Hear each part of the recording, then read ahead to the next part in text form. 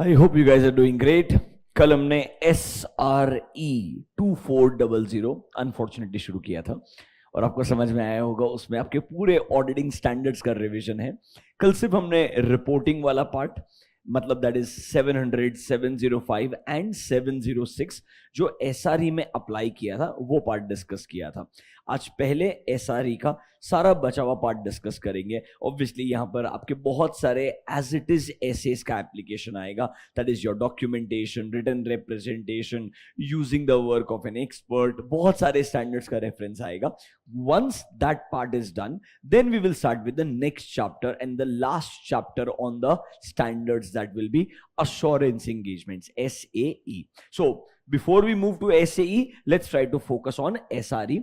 एक बार अच्छे से डिटेल में रीड करके क्लोज करते हैं। देखो ऑनेस्टली जो अलग चीज था वो आपको SRE 2410 में ही बता दिया था दैट सर ऑडिट रिव्यू में डिफरेंस क्या है, नॉर्मली रिव्यू के अंदर क्यों ज्यादा focus inquiry and analytical procedure पे किया जाता है, सर यहां पर क्यों हमारे पास में मॉडरेट लेवल ऑफ अश्योरेंस है, क्यों हमारा लैंग्वेज थोड़ा नेगेटिव है कि nothing has come to our attention that makes us believe that the financial statements are not prepared properly. यहां पे लैंग्वेज का डिफरेंस वगैरह सब आपको ऑलरेडी 2410 में बताया है।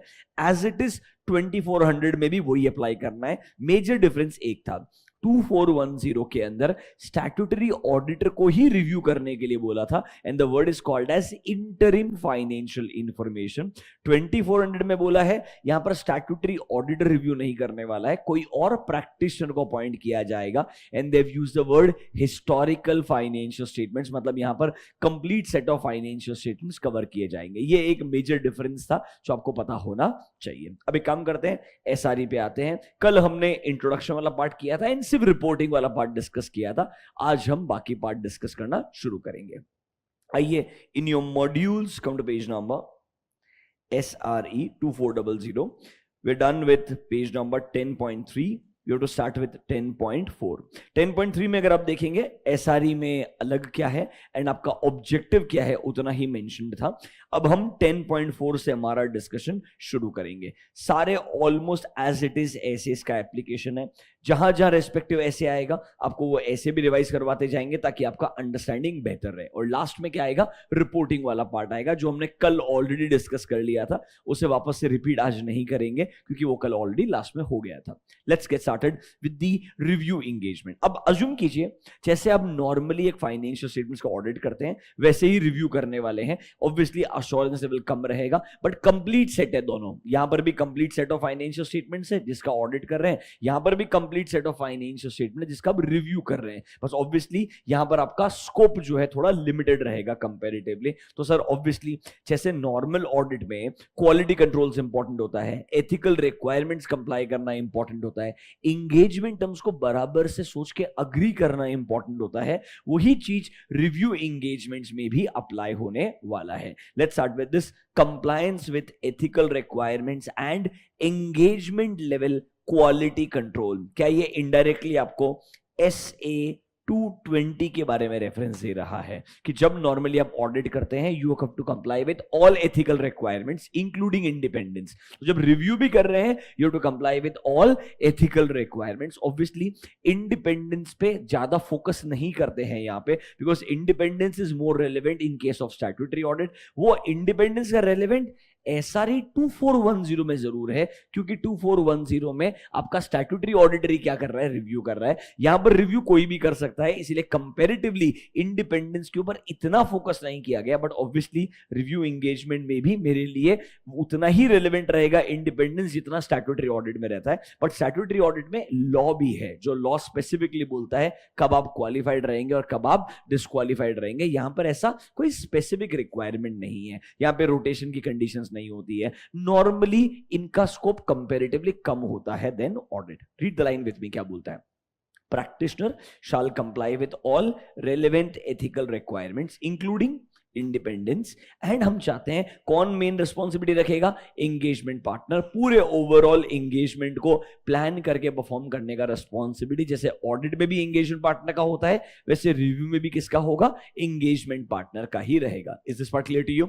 अब नीचे एक इंटरेस्टिंग लाइन लिख के दिया है, देखिए हम 220 में एक एनालिसिस करते थे, याद है क्या, एक्सेप्टेंस एंड कंटिन्यूएंस एनालिसिस, याद है क्या, कि नॉर्मली ये कुछ चीजों को एनालाइज करना चाहिए बिफोर एक्सेप्टिंग एन एंगेजमेंट और before making a decision you want to continue the engagement और नॉट। यहां पर ना वही चीज लिखा है, बस थोड़ा सा उल्टे पर्सपेक्टिव से लिखा है। रीड द हेडिंग क्या बोलता है, factors affecting acceptance and continuance. यहां पर देखो क्लियरली बोलता है, unless required by laws and regulation practitioner shall not accept a review engagement। मतलब नॉर्मली हमने एक्सेप्ट करना चाहिए, ये वो सर्कमस्टेंसेस दे रहा है जब हमने अनलेस रिक्वायर्ड बाय लॉ या रेगुलेशन एक्सेप्ट नहीं करना चाहिए। यहां पर सारे वो नेगेटिव पॉइंट ऑफ व्यू से चीजें लिख के देगा कि इन सर्कमस्टेंसेस में आपने रिव्यू एंगेजमेंट को एक्सेप्ट नहीं करना चाहिए, ये उसका बोलने का मतलब है। Read the first line again, बहुत इंपॉर्टेंट है, ढंग से पढ़िएगा। Unless required by laws and regulation, practitioner shall not accept, मतलब ये circumstances में आपने accept नहीं करने का है, unless law या regulation आपको force ही करता है कि आपको ये engagement accept करना होगा। नॉर्मली जब हम पढ़ते तो लैंग्वेज स्ट्रेट फॉरवर्ड होता है, याद है क्या, ये सब चीजें एनालाइज करना फिर डिसाइड करना एक्सेप्ट एंड कंटिन्यू करना है या नहीं करना है। यहां उल्टा बोल रहा है, इन सर्कमस्टेंसेस में तो बिल्कुल एक्सेप्ट नहीं करना है, इसके अलावा नॉर्मल सर्कमस्टेंसेस में एक्सेप्ट करना चाहिए। वो 220 में ऑलरेडी बताया था, उसी चीज का इनडायरेक्ट रेफरेंस रहेगा। अच्छा, कब हमने एक्सेप्ट नहीं करना चाहिए, शांति से सोचिए। मेरे को स्टार्टिंग से ही पता है management of the company is going to impose a restriction or limitation on my scope। Acceptance के पहले ही अगर मालूम है कि वो मेरे स्कोप को लिमिट करने वाला है तो मैंने एंगेजमेंट एक्सेप्ट करना ही नहीं चाहिए। लॉजिकल बात है कि नहीं है। दूसरा चीज, यहां पर सर लॉ बोलता है आप स्टैट्यूटरी ऑडिट करवाओ, कंपनी का मैनेजमेंट बोलता है ऑडिट करने का जरूरत ही नहीं है, आप डायरेक्टली रिव्यू करके ओपिनियन दे दो। कैन आई से इनडायरेक्टली वो मुझसे गलत काम करने के लिए बोल रहा है। यहां पर लॉजिकली स्टैट्यूटरी ऑडिट होना चाहिए, पर वो चाहता है मेरा स्कोप कम रहे, इसलिए वो मुझे रिव्यू करने के लिए रिक्वेस्ट कर रहा है। लॉजिकल नहीं है, मैंने ये भी एक्सेप्ट नहीं करना चाहिए। रादर मैंने इस सिचुएशन का फायदा उठाते हुए, मतलब नॉट फायदा उठाते हुए, उनको रिकमेंडेशन देना चाहिए। अगर आप चाहते ही है हम आपके फाइनेंशियल स्टेटमेंट्स को रिव्यू करें तो बेहतर होगा हमने परफॉर्म करना चाहिए स्टैट्यूटरी ऑडिट आइडियली। रादर इसने लिखते लिखते तो ये तक बोला है, अगर वो ऑडिट के लिए नहीं मानते तो उनको बोलो चलो कम से कम कुछ हमको कंपाइलेशन एंगेजमेंट वाला काम दे दो, मतलब गिव अस एसआरएस वाला, स्टैंडर्ड्स ऑन रिलेटेड सर्विसेज वाला। मतलब थोड़ा ट्राई करो कि उनको कन्विंस करने का।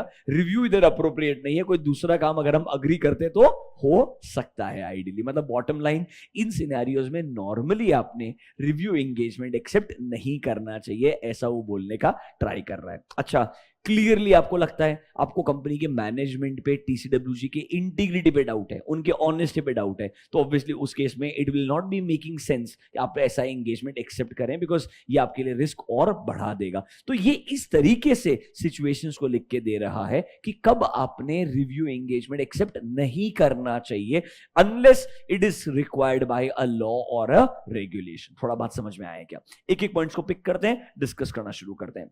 सबसे पहले आइए रीड पॉइंट नंबर 5। पहले पॉइंट नंबर 5 पढ़िए, इमीडिएटली आपको समझ में आएगा। रीड करके क्लोज कीजिए। मैनेजमेंट और TCWG is imposing a limitation on the scope of practitioner work in terms of proposed review engagement. इससे प्रैक्टिशनर को लगता है उसका काम बराबर से नहीं हो पाएगा एंड उसे शायद डिस्क्लेमर देना पड़ेगा फ्यूचर में, तो इट मेक सेंस कि आपने ऐसा एंगेजमेंट एक्सेप्ट ही नहीं करना चाहिए। सेम लैंग्वेज ऐसे 210 में भी है कि अगर आपको स्टार्टिंग से ही मालूम है कि फ्यूचर में डिस्क्लेमर आने वाला है because management is imposing a limitation, तो आपने ऐसा ऑडिट एंगेजमेंट एक्सेप्ट ही नहीं करना चाहिए। 210 में भी सेम बात बोली है, इधर भी सेम बात है, बस ऑब्वियसली यहां पर रिव्यू एंगेजमेंट है, वहां पर ऑडिट एंगेजमेंट था। क्या आपको पॉइंट नंबर 5 समझ में आता है? क्या आपको पता है आपके स्कोप पे लिमिटेशन लगाया जा रहा है जिसकी वजह से शायद फ्यूचर में आपको डिस्क्लेमर देना ही पड़ेगा, तो ऐसा एंगेजमेंट एक्सेप्ट करना ही सेंसिबल नहीं होगा। Is 5 clear to you? Read point number 4। The practitioner has a doubt about management's integrity, जिसकी वजह से मेरे को लगता है पूरा ओवरऑल रिव्यू जो है वही शायद एक्सेप्टेबल नहीं होगा, तो it's better not to accept such a review engagement. आपको लगता है यहां पर मैनेजमेंट के इंटीग्रिटी पे आपको क्या है? डाउट है। Is this clear to you? ऊपर वाला पॉइंट देखिए सर, जो प्रैक्टिशनर का प्रिलिमिनरी अंडरस्टैंडिंग है ऑफ द एंगेजमेंट। ये इंडिकेट करता है दैट सर कुछ इंफॉर्मेशन जो मेरे रिव्यू के लिए इंपॉर्टेंट होने वाला है वो शायद अवेलेबल ही नहीं होगा या अनरिलायबल होगा। मतलब इनडायरेक्टली 3 and 5 इज कनेक्टेड। आपको स्टार्टिंग से डाउट लग रहा है कि शायद कुछ रिक्वायर्ड इंफॉर्मेशन आपको मिलेगा ही नहीं, या मिलेगा तो वो रिलायबल होगा ही नहीं, तो मैं ऐसा एंगेजमेंट एक्सेप्ट ही क्यों करूं जहां पर इनडायरेक्टली एक लिमिटेशन आने ही वाला है मेरे स्कोप के ऊपर। Third is indirectly referring there is a limitation on scope. या तो इंफॉर्मेशन ही नहीं मिलेगा, या मिलेगा तो क्या नहीं मिलेगा, रिलायबल नहीं मिलेगा, तो मैंने ऐसा एंगेजमेंट लेना ही नहीं चाहिए। लॉजिकल लग रहा है क्या? वे इनडायरेक्टली नेगेटिव सिचुएशंस बोल रहा है कब आपने ऐसे एंगेजमेंट्स को एक्सेप्ट नहीं करना चाहिए। Read number 2, practitioner has a reason to believe that sir यहां पर relevant ethical requirements including independence will not be satisfied। मतलब सर हम मानते हैं as per law independence का requirement नहीं है, but as per general chartered accountants act के जो code of ethics है उसमें जो guidelines दिए हैं मेरे को लगता है हम उसके हिसाब से भी independent ethical बिल्कुल भी नहीं है। और अगर clearly there is a conflict to our independence it will make more sense हमने safeguard लगाना चाहिए। safeguard नहीं लगता तो हमने ऐसा engagement accept ही नहीं करना चाहिए। एसक्यूसी में भी पढ़ाया था ये चीज और आपको 220 में भी पढ़ाया था। अगर आपको स्टार्टिंग से ही मालूम है इंडिपेंडेंस एंड एथिकल कॉन्फ्लिक्ट होने वाला है तो आपने ऐसा एंगेजमेंट को एक्सेप्ट नहीं करना चाहिए। क्या आपको 2, 3, 4, 5 समझ में आया क्या? ये इंडिपेंडेंट पॉइंट्स है। फर्स्ट पॉइंट थोड़ा अलग डायरेक्शन में जाएगा, बताऊंगा। 2, 3, 4, 5 एक बार रीड कीजिए, क्लोज कीजिए। ये एक जरूर अलग क्वेश्चन है जो यहां पे आ सकता है क्योंकि इसका लैंग्वेज थोड़ा अलग तरीके से लिखा हुआ है। That is the only reason. पढ़िए एक बार।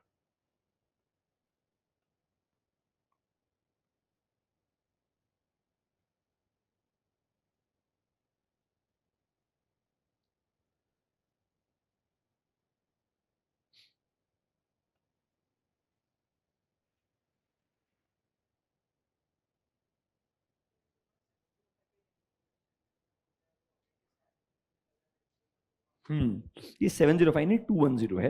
दोनों में डिफरेंस बताता हूं आपको। आज आपको 210 का रिवीजन भी कराऊंगा। ये 210 के अंदर है, 705 के अंदर नहीं है। I will explain you why. 210 बोलता है एंड 705 दोनों में डिफरेंस क्या समझाता हूं। Just give me 1 second. हाँ देखो, जो आपका 210 है ना, ये बोलता है एंगेजमेंट टर्म्स एक्सेप्ट करने से पहले अगर कोई प्री कंडीशंस मिसिंग है। क्या मिसिंग है?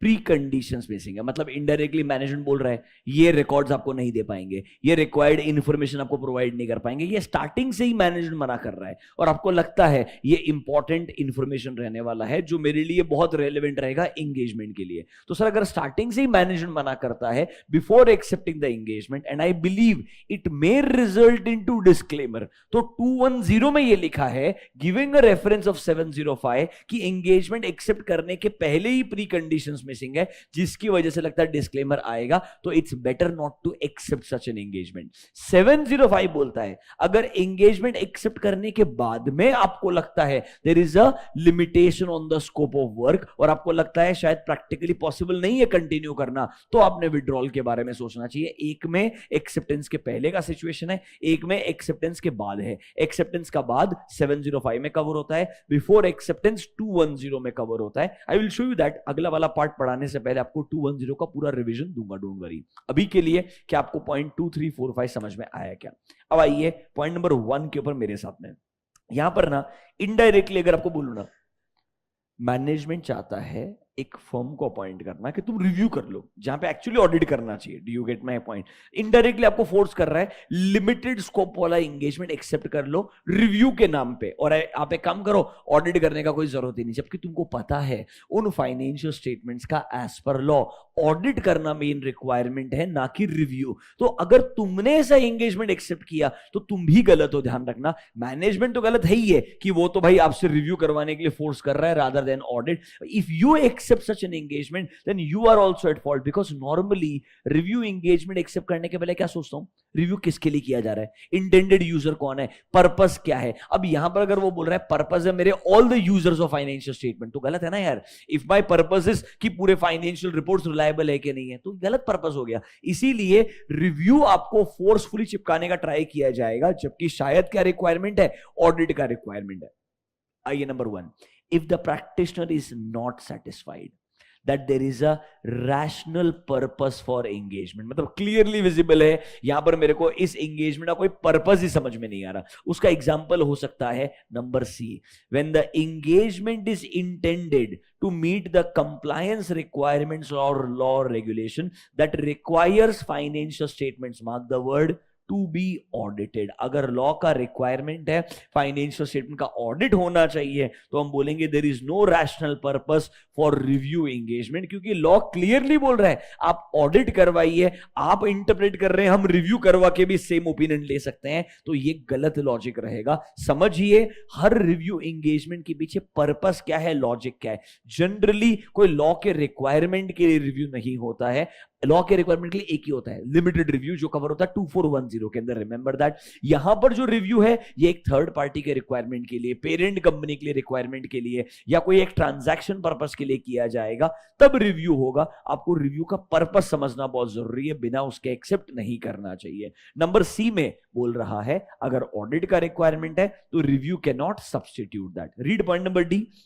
Sir, when the practitioner's preliminary understanding indicates that accepting a review engagement will not be appropriate, तो प्रैक्टिशनर ने रेकमेंड करना चाहिए another type of engagement. Obviously review की जगह उसने बोलना चाहिए यहां पर ऑडिट बेटर सिचुएशन रहेगा. Sir, depending upon the circumstances practitioner may believe कि सर शायद ऑडिट करना बेटर रहेगा then the review. Point number E के अंदर वही चीज इलैबोरेट करके बोल रहा है. अनदर रिकमेंडेशन दीजिए, मतलब बोलिए शायद ऑडिट बेटर रहेगा then review. In other cases शायद लगता है ऑडिट रिव्यू दोनों की जरूरत नहीं है, may be accounting expertise provide करने का ट्राई करूंगा, कंपाइलेशन में हेल्प करने के बारे में सोचूंगा. If the engagement circumstances preclude that the performance of assurance engagement, मतलब वो क्लियरली बोलता है अश्योरेंस करने का कोई जरूरत नहीं है, तो प्रैक्टिशनर में रेकमेंड अ कंपाइल. बेसिकली कुछ तो कम मिले.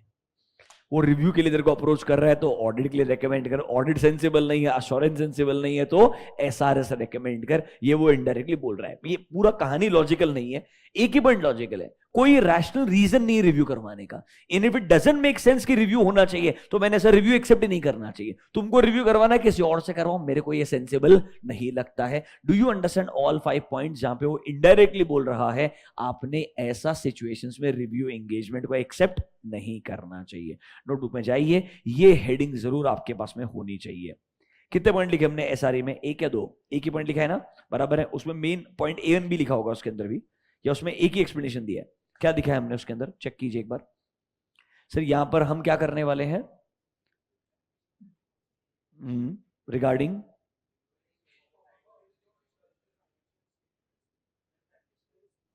नॉट द ऑडिटर, मतलब क्लियरली मीनिंग लिखा है. अब लिखो पॉइंट नंबर 2 इसके अंदर. लिखो point number 2. practitioner should not accept a review engagement. Practitioner should not accept the review engagement in the following circumstances.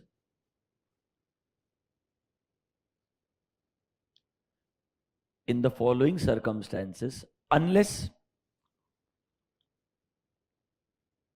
required by laws or regulations. Unless required by laws or regulations. क्या क्या है फटाफट से list बना लेते हैं. Bullet point number 1, there is no rational purpose of engagement.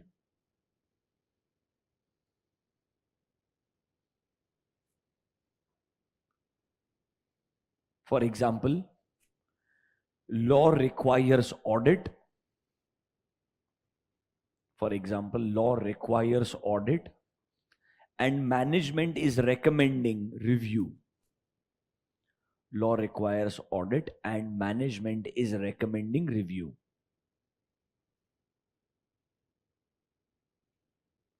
Bullet point number 2, practitioner has doubt about management's integrity. Practitioner has doubt about management's integrity.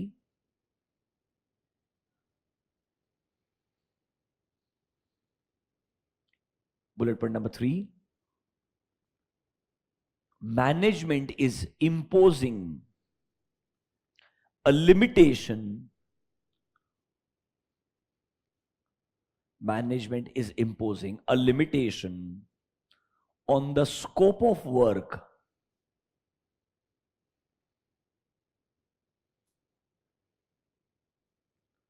which may result into disclaimer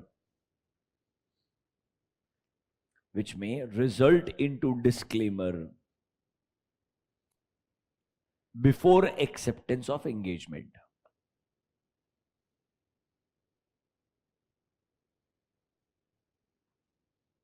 अब समझ जाना कि भाई ऐसा restriction लगा रहे हैं जिसकी वजह से इवेंचुअली डिस्क्लेमर आएगा और ये सिचुएशन है before accepting the engagement, so it will make sense not to accept the engagement. एक पॉइंट और लिख दीजिए. कितने पॉइंट हो गए? 3 हो गए, 4 हो गए?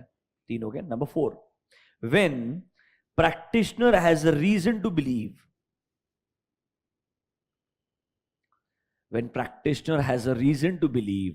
that relevant ethical requirements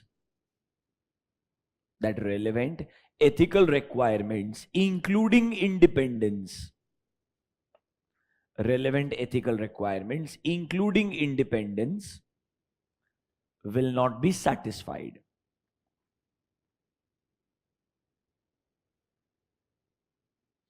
मतलब मुझे क्लियरली मालूम है that sir independence and ethical requirements हम कंप्लाई नहीं कर पाएंगे इस पर्टिकुलर एंगेजमेंट के अंदर. इट विल मेक सेंस, या तो आप सेफगार्ड लगाओ, सेफगार्ड भी ना लगा पाओ तो सर आपने नॉर्मली ऐसा एंगेजमेंट एक्सेप्ट नहीं करना चाहिए. एसक्यूसी भी सेम बात बोलता है. आई होप आपको ये रीजन समझ में आएंगे कब लॉजिकल रहेगा not to accept the review engagement. एकदम एक्सेप्शनल सिचुएशंस डायरेक्टली लिख के दिए थे, इसीलिए एक अलग क्वेश्चन बन सकता है. प्रिपेयर्ड रहना. Is this sensible to you?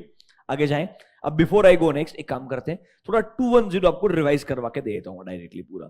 थोड़ा 210 रिवाइज होगा तो इसके आगे सब कुछ preconditions, prior to acceptance, ये सब कुछ ऑटोमेटिकली रिवाइज हो जाएगा.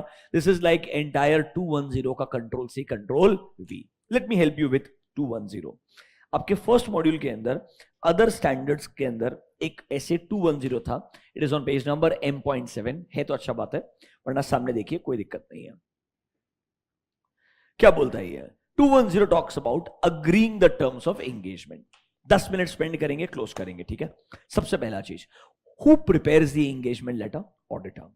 It should be agreed by the client as well as the auditor both, तब जाके वो एंगेजमेंट लेटर लॉजिकल होगा. एंड नॉर्मली हम प्लानिंग वैनिंग करें उसके पहले हमने एंगेजमेंट टर्म्स को अग्री करना चाहिए. तो सर इस एंगेजमेंट लेटर में नॉर्मली क्या क्या आता है? द एंगेजमेंट लेटर इंक्लूड्स हम क्या क्या सर्विसेज प्रोवाइड करने वाले हैं, हमारा ओवरऑल स्कोप क्या रहने वाला है, हमारे रिस्पॉन्सिबिलिटीज क्या रहेंगे, एंड मैनेजमेंट के मेन रिस्पॉन्सिबिलिटीज क्या रहेंगे. ये मैनेजमेंट के रिस्पॉन्सिबिलिटीज को दूसरे शब्दों में प्री कंडीशंस भी बोलते हैं. क्या बोलते हैं? Pre conditions. कुछ ऐसी कंडीशंस जो प्रेजेंट होनी चाहिए तो ही हम ऑडिट एक्सेप्ट करते हैं. They are nothing but management responsibility. So what are the contents of engagement letter? If you ask me, scope and objective, management का रिस्पॉन्सिबिलिटी, ऑडिटर का रिस्पॉन्सिबिलिटी. ये जो आपके मैनेजमेंट का रिस्पॉन्सिबिलिटी होता है इसको ही हम बोलते हैं pre conditions for an audit. कुछ ऐसी कंडीशंस जो प्रेजेंट होनी ही चाहिए वरना हम ऑडिट को एक्सेप्ट नहीं करेंगे.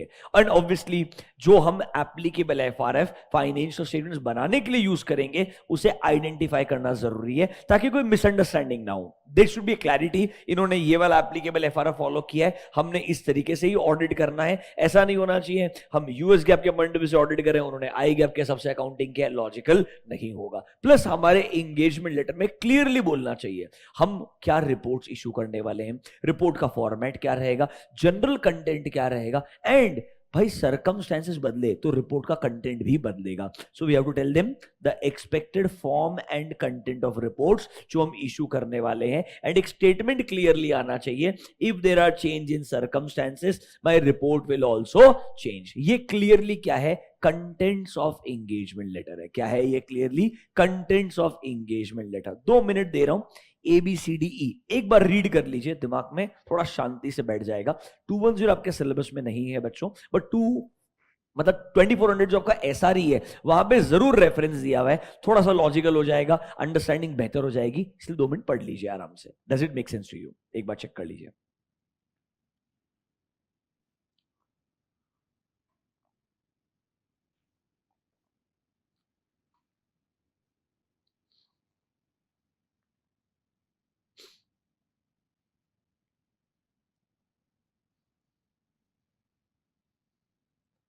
लॉजिकल है।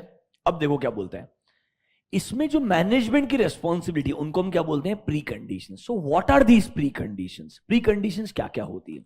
बेसिकली प्री कंडीशंस में हम मैनेजमेंट से अक्नॉलेज करने के लिए बोलते हैं एंड रेस्पॉन्सिबिलिटी एक्सेप्ट करने के लिए बोलते हैं। We ask management to acknowledge and accept their responsibility for the following.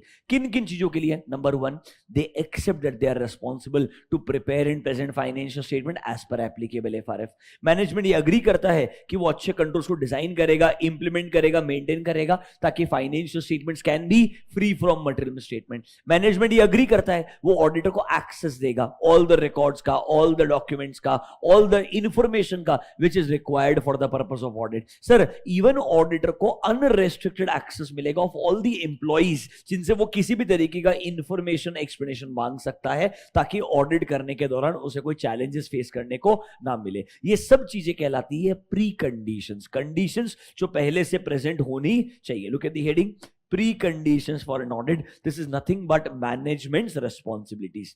हमारे फर्स्ट मॉड्यूल में M.7 पे दिया है, देखिए, obtain the agreement with management that they acknowledge and understand their responsibility for the following। देखिए number one, they are responsible to prepare financial statement as per applicable FRF। They are responsible कि अच्छे internal controls को उन्होंने apply करना चाहिए so that financial statements can be free from material statement.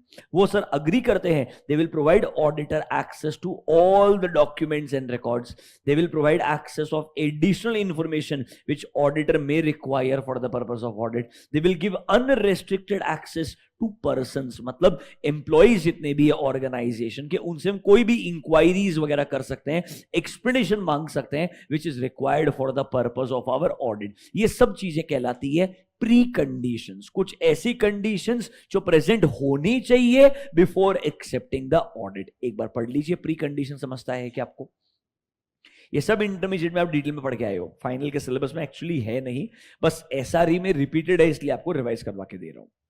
Read कर लीजिए एक बार।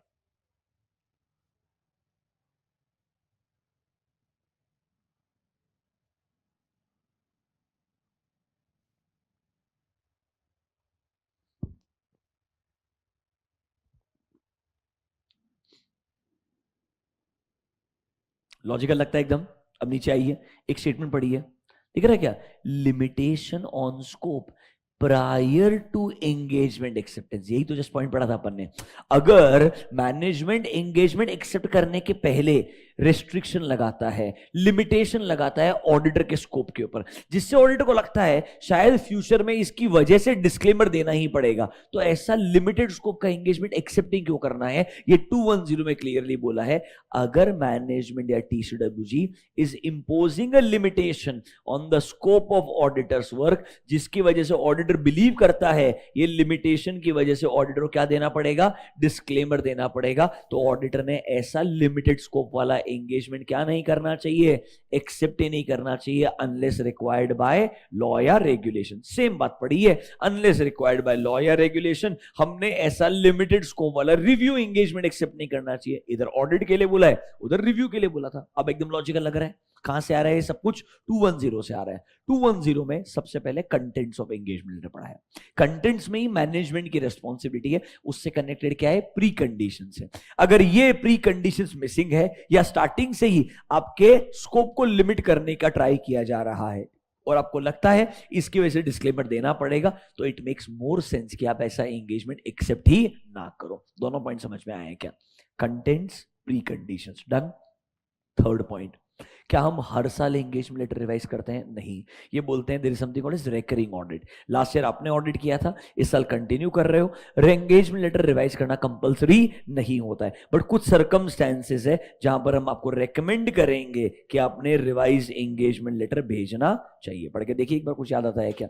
This a change in the business का scope, change in the nature of services to be provided, change in top level management, change in laws या regulation, change in applicable FRF, changes in auditing standards, या कोई misunderstanding था previous year में, तो आपको अगले साल एंगेजमेंट टर्म्स को रिवाइज करना चाहिए। Otherwise same engagement terms continue हो सकते हैं। पढ़ के क्लोज कर दीजिए एक बार।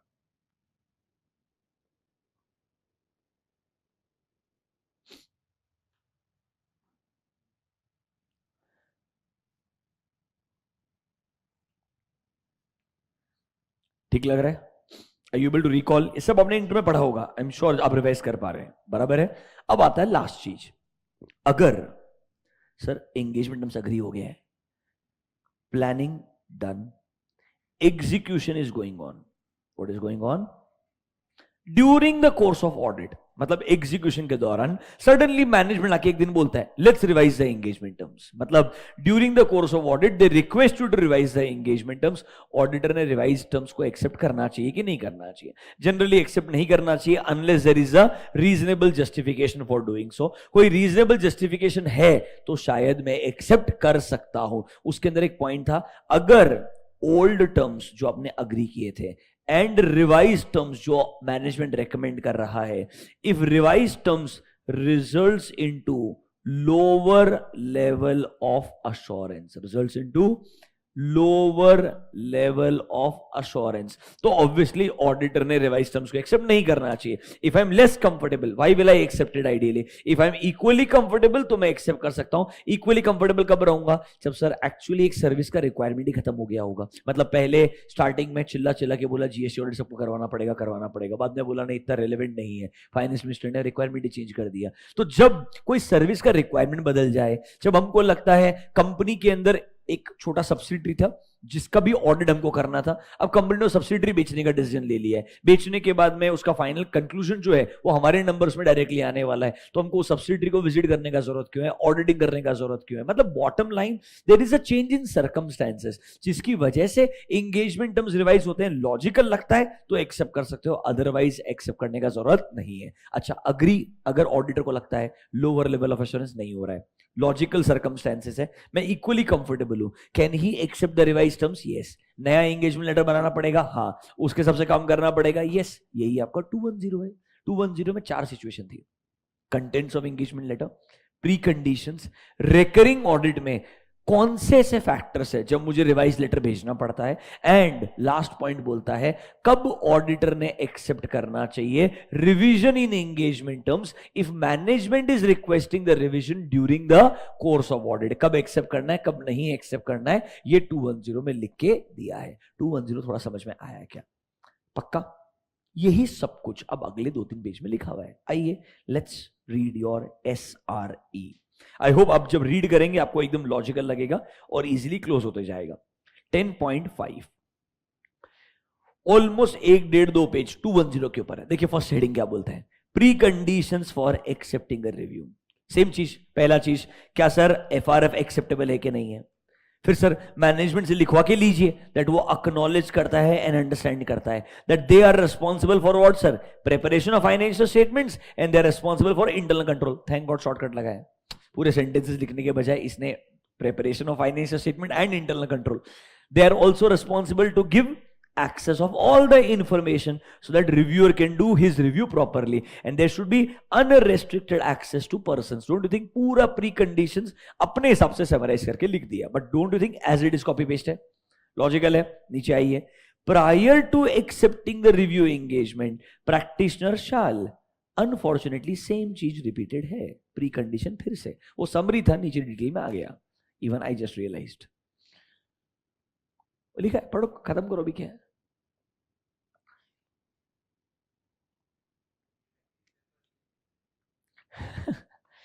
कर देना चाहिए, पर मेरे को क्या लगता है वो रेफरेंस इसलिए उसने नहीं दिया क्योंकि 210 को फाइनल में लिखा ही नहीं ना, उन्होंने ऑलरेडी इंटर का रेफरेंस दिया है, टू मच रेफरेंस हो जाएगा समझो। पहले एक तो ऐसे 210 लिखा नहीं, उसमें अजम्पशन है कि इंटर में पढ़ा रहे तुमको, समझ रहे हो मेरे बात। अब इधर एसआरई में बोलेगा ये तेरे को 210 में इंटर में पढ़ाया होगा, कर सकते हैं बट ठीक है अभी आईसीआई है। और ऑनेस्टली बताऊं, ये जो 4 चैप्टर हैं ये नए लिखे हैं, मतलब ये चैप्टर पहले एग्जिस्ट नहीं करते थे।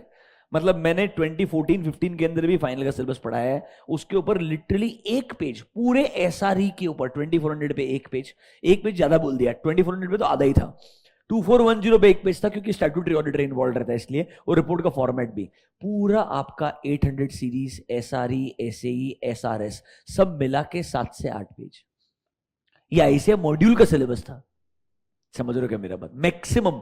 एंड सब में से मिला के एक क्वेश्चन आता था, only 1 question, and that used to be the first question.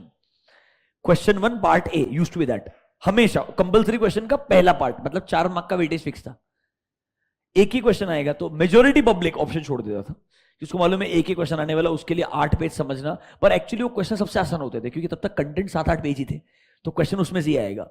अब मैं तुमको बता रहा हूं, मेरे को लगता है बेर मिनिमम 2 या 3 क्वेश्चन तुमको देखने को मिलेगा, मान के चलो 4 चैप्टर में से 2 चैप्टर में मिनिमम क्वेश्चन आएगा कंपल्सरीली, और एमसीक्यू में तो कुछ भी पूछेगा क्योंकि लिटरली उसके पास पूरा फ्रीडम है ना। एक सिचुएशन पे रिव्यू ऑडिट को कनेक्ट करना कितना मुश्किल होगा, लिस्टेड कंपनी के बारे में लिखते ही मैं क्वेश्चन आराम से कैसे भी बना सकता हूं, I can float a question the way I want to. इसीलिए अब मेरे को लगता है थोड़ा सा इन 4 चैप्टर पे अप्रोच इतना डिटेल में अगर दिया है तो क्वेश्चनिंग भी डेंजरस होगा, that is why I am devoting time, otherwise तो ठीक है। पढ़ो, क्लोज करो एक बार।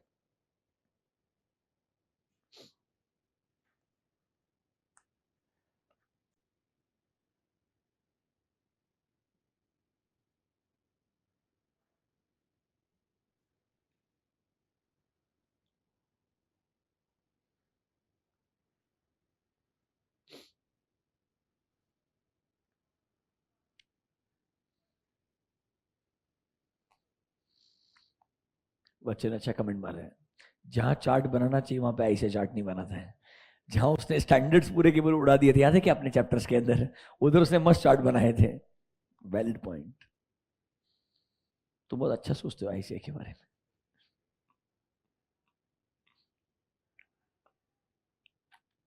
नीचे, if the practitioner is not satisfied, कि ऊपर में से कोई भी प्री कंडीशन मिसिंग है या प्रॉब्लमैटिक है, discuss the matter with them. Obviously if the changes are not made, मतलब प्री कंडीशंस अगर एक्सेप्टेबल नहीं है तो हमने एंगेजमेंट एक्सेप्ट नहीं करना चाहिए, unless obviously it is required by law और रेगुलेशन। प्री कंडीशन भी पॉइंट लिख रहा है। Last one, if it is discovered after the engagement has been accepted. अब देखिए पॉइंट नंबर 5 अलग है, ये प्री कंडीशन से आगे जा रहा है।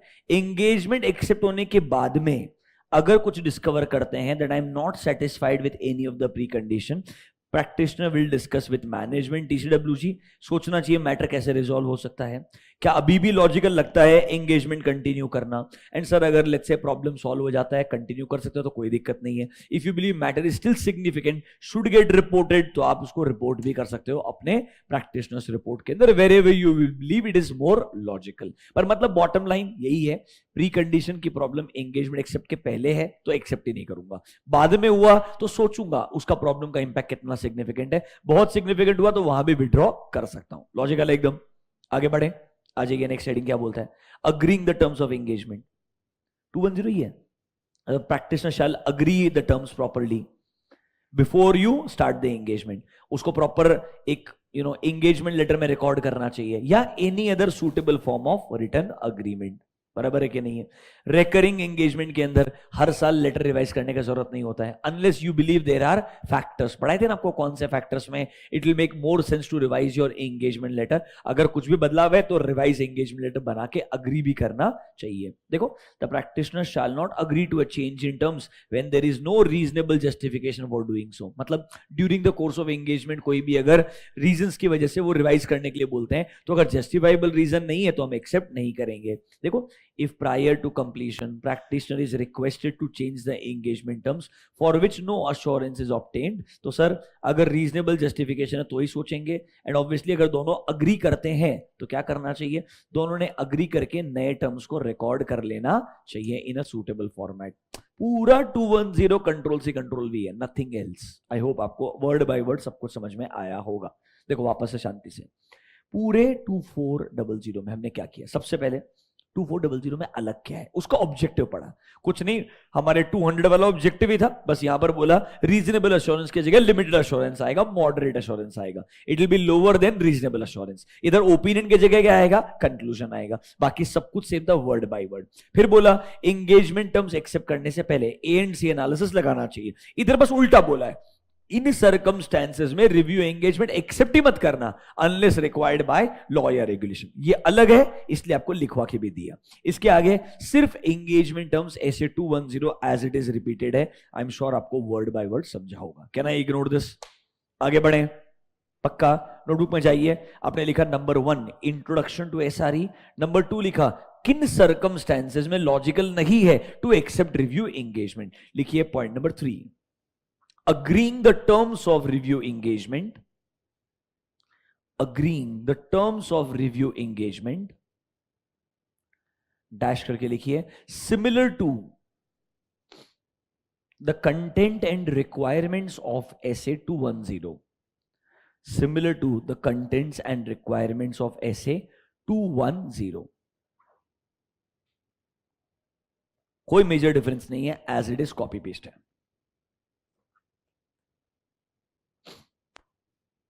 अब लिखिए point number 4, performing the review engagement, performing the review engagement after its acceptance. अब एक्सेप्टेंस तो हो गया है, अब एंगेजमेंट परफॉर्म करने के लिए क्या क्या चीज दिमाग में रखनी है.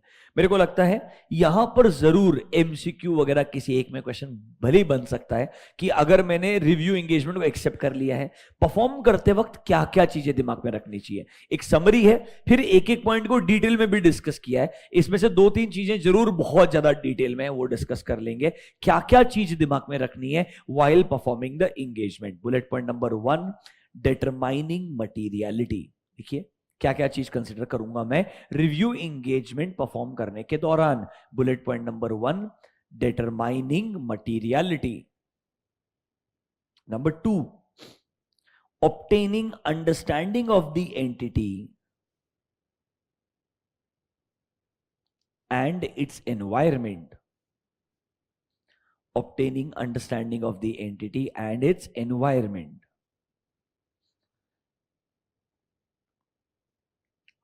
टेक्निकली 315 320 लिखा है. 315 रिस्क असेसमेंट, 320 मटेरियलिटी. अब 330 भी आएगा.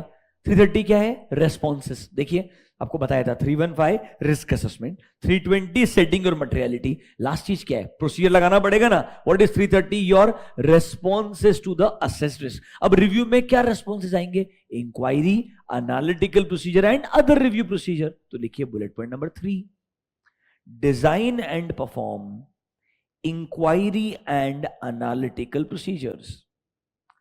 Design and perform inquiry and analytical procedures. Next, perform additional or other procedures. Perform additional or other procedures if necessary in the circumstances.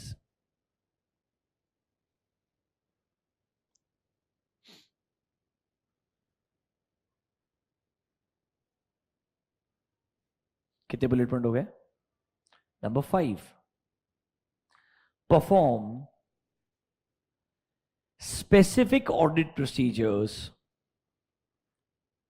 Perform specific audit procedures for subsequent events.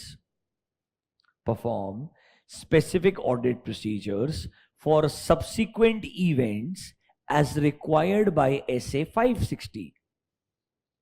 As required by SA 560. Next bullet point. Obtain appropriate written representation. Obtain appropriate written representation from the management. Obtain appropriate written representation from the management as required under SA 580. As required under SA 580. And last one, evaluate the audit evidences obtained. Evaluate the audit evidences obtained to form an appropriate conclusion. To form an appropriate conclusion on the financial statements. Appropriate conclusion on the financial statements before expressing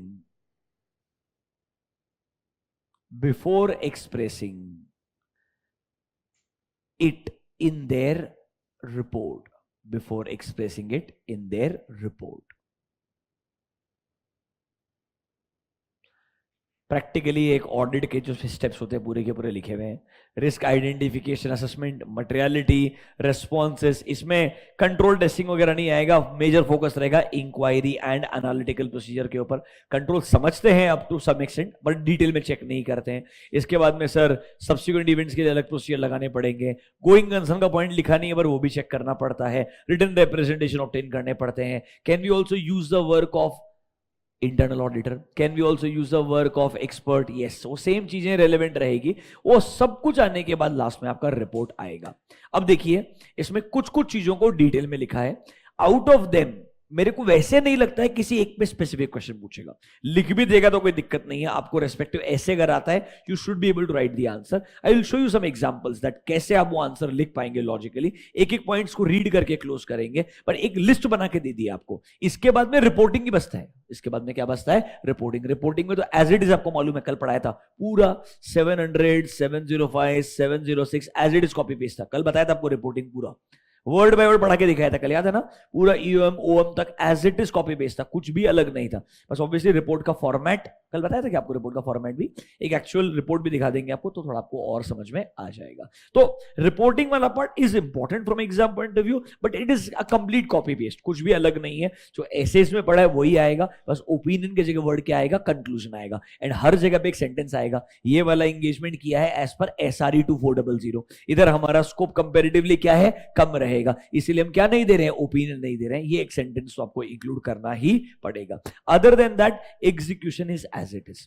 एक एक करके शांति से discussion करते हैं. Let's start with let's say WR. पहले written representation पढ़ते हैं. सिर्फ WR में जो कंटेंट लिखा है रीड करते हैं. पूरा WR लॉजिकली आपको रिलेट होता है क्या? सोचो, याद करो. WR मतलब written representation. Who obtains WR? Auditor. From whom? Management. क्या WR अपने आप में sufficient and appropriate audit evidence है? नहीं. क्या ये as a additional evidence, supporting evidence काम करता है? हाँ. अगर एक बात बताओ, मैनेजमेंट बोलता है भाई हमने DRS में, DRS is directors responsibility statement, उसमें ऑलरेडी हमारी रिस्पॉन्सिबिलिटी कुछ चीजों को लेके एक्सेप्ट की है. रिपीट करने का जरूरत नहीं है WR में. क्या ये चीज एक्सेप्टेबल है? हाँ. अगर लॉ या रेगुलेशन के अंदर ऑलरेडी पब्लिक डोमेन में मैनेजमेंट ने अपना रिस्पॉन्सिबिलिटी कुछ चीज के लिए एक्सेप्ट कर लिया है, उसको फिर से रिपीट करने का जरूरत नहीं होता है. फिर बताइए, अगर मैनेजमेंट आपको WR देने से मना कर दे तो क्या करोगे? या आपको मैनेजमेंट ने WR दिया बट आपको लगता है उसकी रिलायबिलिटी पे डाउट आ रहा है, तो याद है क्या दोनों सर्कमस्टेंसेस में सर अगर WR मैनेजमेंट ने दिया है, अदर सोर्सेस से अलग एविडेंस मिल रहा है, इनकंसिस्टेंसी है, सॉल्व करने का ट्राई करोगे. अगर लगता है मैनेजमेंट के इंटीग्रिटी पे डाउट है, कैन यू कंसीडर डिस्क्लेमर और विड्रॉल? यस. अगर मैनेजमेंट WR प्रोवाइड ही ना करे तो अब आपको मैनेजमेंट की इंटीग्रिटी पे डबल डाउट आएगा कि WR देने से क्यों मना कर रहा है भाई. Can you still go towards disclaimer and withdrawal? Yes. Can I से? वो सब चीजें जो आपने 580 में पढ़ी थी एज इट इज यहां पर आने वाली है. एक बार पढ़ के क्लोज करते हैं. आइए आपके मॉड्यूल्स में, in your modules page number 10.14, 10.13 WR मस्त लिखा है. देखो, written representation are an important source of evidence in a review engagement. If management modifies और does not provide requested WR, sir इससे शायद कुछ ना कुछ प्रॉब्लम्स हमें नजर आएगा as a practitioner. Further, a request for written rather than oral representation is very very important because हम चाहेंगे written representation का नाम ही written है प्लस ऐसे 580 में बोला भी है कि आपने written फॉर्मेट में लेना चाहिए, वो हमारे लिए ज्यादा लॉजिकल रहेगा. Practitioner shall request the management to provide a written representation क्योंकि उन्होंने ये हमसे एंगेजमेंट टर्म्स में भी अग्रीमेंट किया था. नंबर 4 देखिए, सर इनडायरेक्टली WR से हम ऐसा बता रहे हैं क्या कि मैनेजमेंट ने अपनी रिस्पॉन्सिबिलिटीज बराबर से फुलफिल की है? अरे वही प्री कंडीशंस में जो लिखा रहता है वो रिपीट करते हैं WR में, that yes we have fulfilled our responsibility to prepare financial statements, we have provided you all the information, हमने आपको कंप्लीट इंफॉर्मेशन दिया है. ये सब चीज मैनेजमेंट से वापस लिखवाते हैं कहां पर? WR में, कि हमारी जो रिस्पॉन्सिबिलिटी थी हमने वो क्या की है? फुलफिल की है. फिर देखो, अगर कोई लॉ और रेगुलेशन ऑलरेडी बोलता है कि मैनेजमेंट ने पब्लिक स्टेटमेंट में अपनी रिस्पॉन्सिबिलिटी देनी चाहिए, तो सेम चीज को रिपीट करने का जरूरत नहीं होता है। जैसे कि डीआरएस में, डायरेक्टर्स रिस्पॉन्सिबिलिटी स्टेट में मेरी रिस्पॉन्सिबिलिटी लिखी हुई है, वो सेम चीजों को वापस डब्ल्यूआर में लिखवाने का जरूरत नहीं, क्योंकि मैंने पब्लिकली उस चीज के लिए रिस्पॉन्सिबिलिटी को एक्सेप्ट किया हुआ है। There is no point repeating the same thing. ये सब कुछ 580 से कॉपी पेस्टेड है, ये सब कुछ इंटरमीडिएट के ऐसे 580 में वर्ड बाय वर्ड डिटेल में है। आगे देखिए, in addition to the written representation required under this SRE, practitioner may consider it necessary to request other WR about financial statement। कुछ और एडिशनल चीजें भी चाहिए तो भी WR में लिखवा सकता है। सर मैं नॉर्मली क्या लिखवाता हूं WR में, आइए अगले पेज पे। practitioner will request the management to include following matters। पढ़ के देखिए जरा। subsequent events, related party transaction, non compliance with laws and regulations, कुछ भी गलतियां जो मिली थी, जो एडजस्टेड है कि नहीं है, हर एक चीज हमने ऑडिटर को बतानी चाहिए। ये हमने बताई है, इस चीज के रिगार्डिंग हमारा रिस्पॉन्सिबिलिटी है।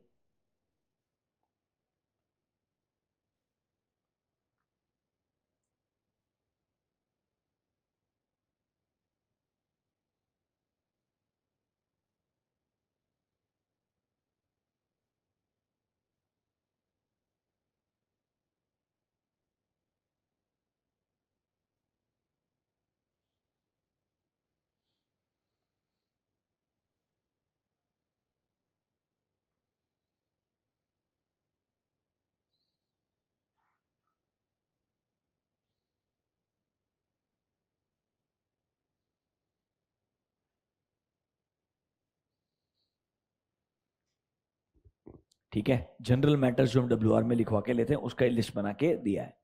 लॉजिकल चीज है। These are your contents of written representation, you can से।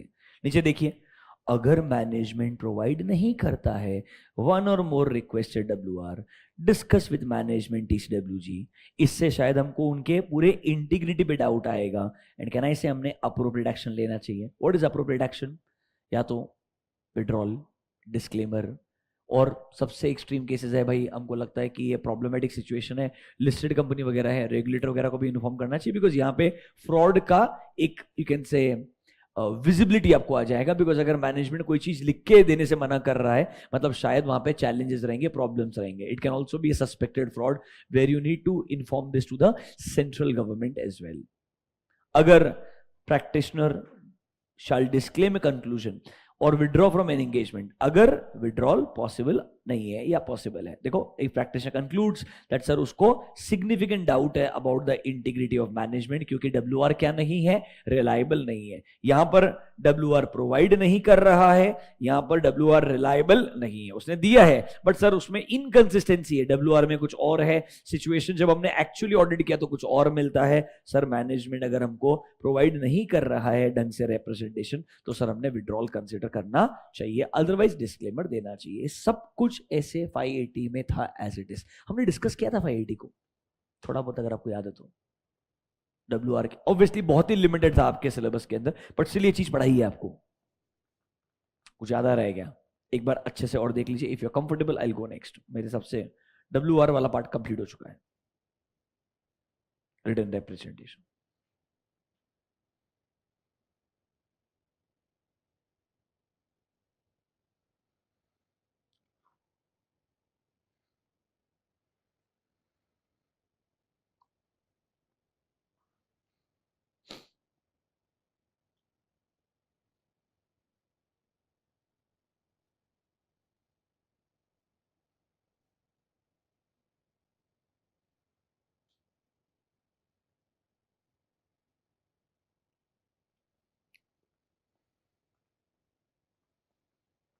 डन।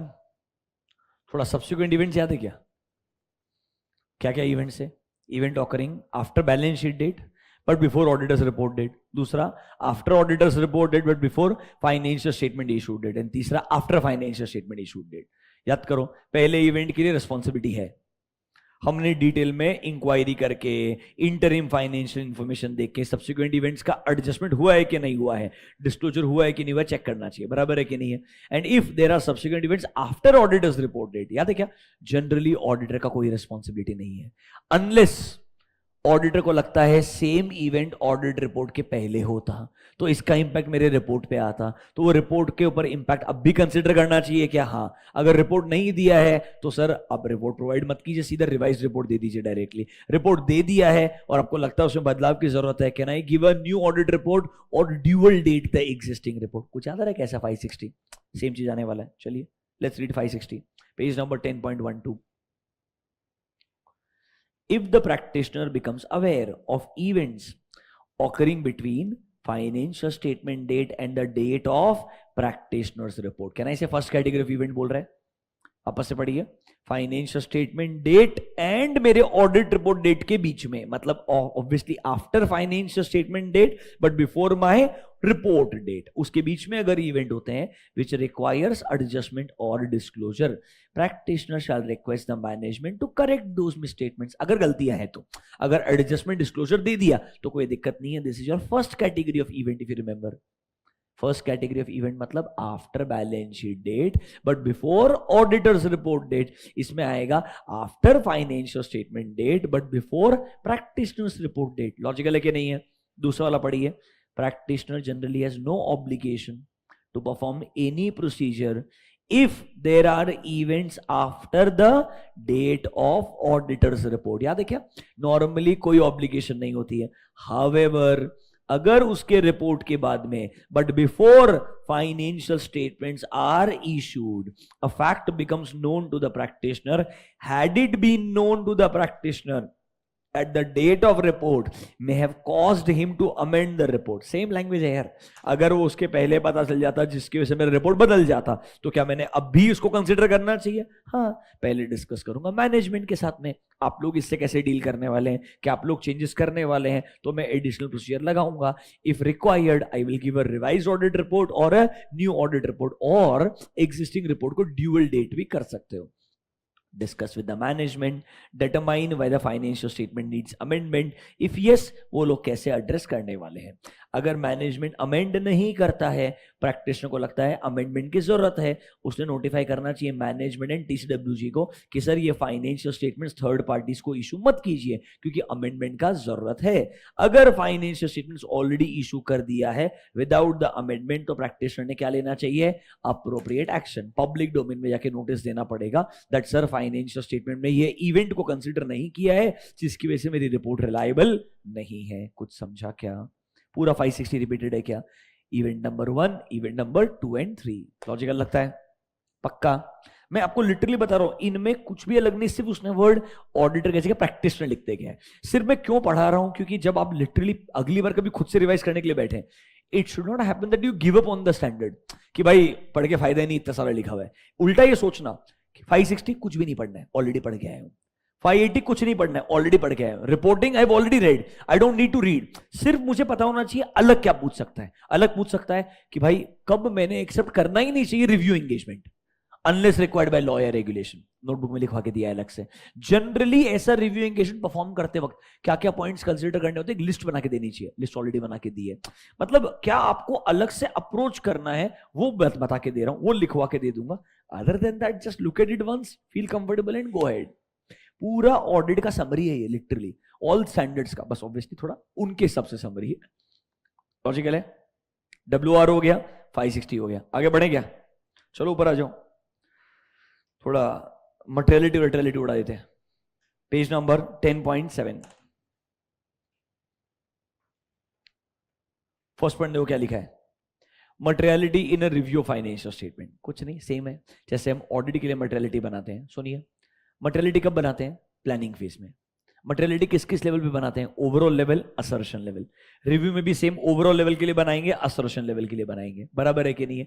इंपॉर्टेंट चीज, क्या मटेरियलिटी में during the course of audit changes आ सकता है? हाँ, ऑब्वियसली जो बेंचमार्क चूज किया होगा, प्रॉफिट चूज किया मटेरियलिटी कैलकुलेट करने के लिए, what if profit number changes, revenue choose किया, रेवेन्यू का नंबर भी तो बदल सकता है ना, there can be mistakes what you can find, and इसकी वजह से मटेरियलिटी का लेवल्स कैन रिवाइज। बस पता होना चाहिए, मटेरियलिटी नॉर्मली प्लानिंग में डिटरमाइन करते हैं एंड रिवाइज होगा as and when there is a outcome of my review procedure. मैंने रिव्यू किया, गलतियां मिली, ठीक करवाया, materiality level can change. Plus सोचा था नॉर्मल रिस्क है, उस हिसाब से मटेरियलिटी बनाया, बाद में पता चला रिस्क ज्यादा है, मटेरियलिटी लेवल को और कम भी करना पड़ेगा।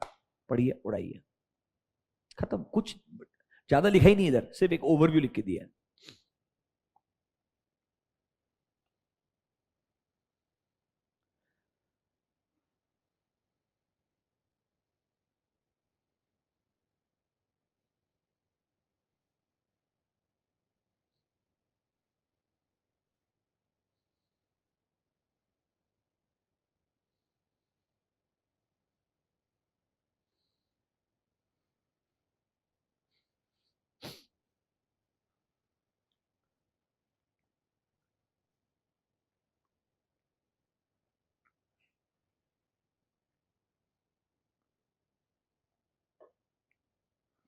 डन। बोलता है ना मर्टेलिटी का रिवीजन भी होना चाहिए। If he becomes aware of any information during the review जिसकी वजह से उसको लगता है एक अलग अमाउंट हमने मर्टेलिटी के लिए डिफाइन करना चाहिए than the original amount. Original amount सोचा x, बाद में लगता है रिस्क बढ़ गया, मर्टेलिटी का अमाउंट और कम करना चाहिए। I can revise the materiality as and when I perform my review. Logical है, ऑडिट में भी सेम तरीके से अप्लाई होता है। नीचे आइए, obtaining understanding of the entity. Thank God बहुत सारा लिखा है, 3 lines.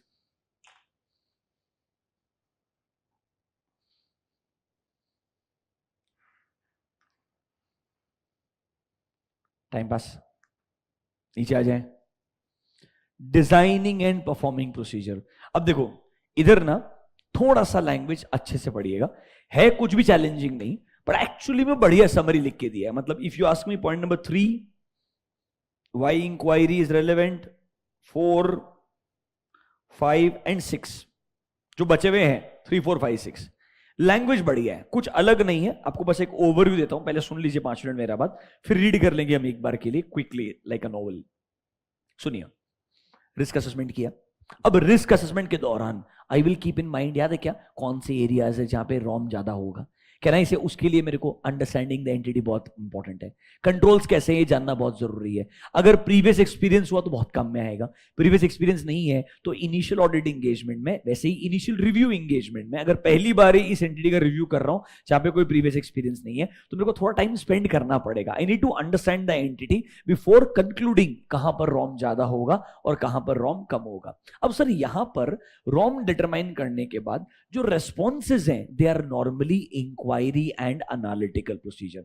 So we actually make inquiry about controls, we also make inquiry about how transactions get executed and normally पता है क्या बोलता है, इंक्वायरी करने के बाद वो रिप्लाई देगा, वो रिप्लाई आपको अगर एक्सेप्टेबल लगता है ठीक है, अगर एक्सेप्टेबल नहीं लगता है तो आप एनालिटिकल प्रोसीजर लगाओ। क्या लगाओ? एनालिटिकल। डिफरेंस क्या सुनो, आज तक हम क्या करते हैं, इंक्वायरी करते हैं, उससे फिर डॉक्यूमेंट मांगते हैं, फिर डॉक्यूमेंट को इंस्पेक्ट करते हैं। So we apply inquiry plus inspection, we apply inquiry plus inspection, और we apply inquiry plus observation.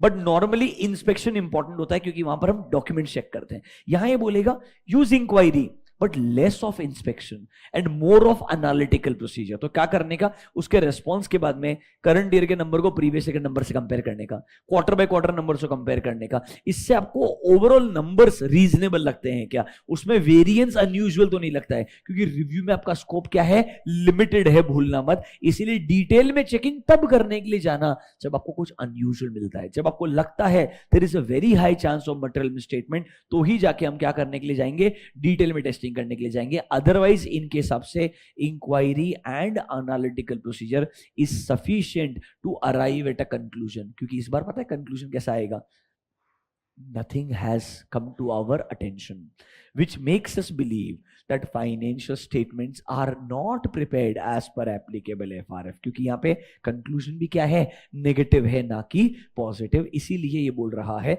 जब आप रिस्क असेसमेंट कर रहे हैं, रिस्पॉन्सेस बना रहे हैं, तो major focus inquiry on analytical procedure पे करना। अच्छा एक बात और क्या बोलेगा, लेट्स से आपने मैनेजमेंट के किसी बंदे से या किसी एक एम्प्लॉय से इंक्वायरी किया, let's say about related party transaction.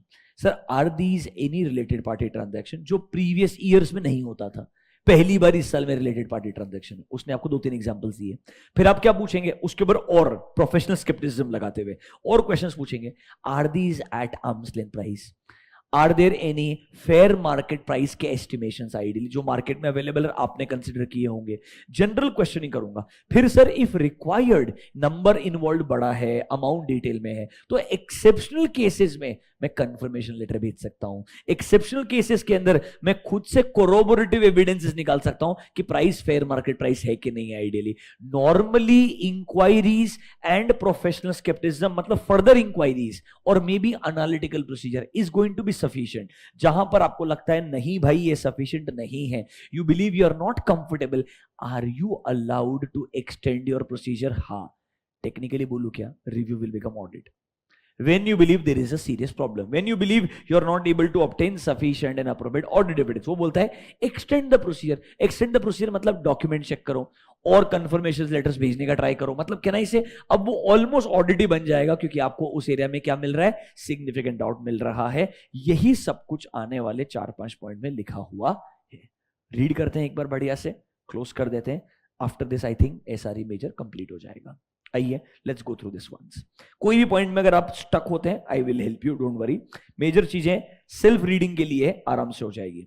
10.7 देखिए, in obtaining sufficient and appropriate audit evidences, ताकि मैं कंक्लूजन ड्रॉ कर पाऊं उसके लिए मैंने बढ़िया से डिजाइन करना चाहिए, परफॉर्म करना चाहिए मेरे फर्दर ऑडिट प्रोसीजर्स. इसमें फर्दर ऑडिट प्रोसीजर कौन से आने वाले हैं?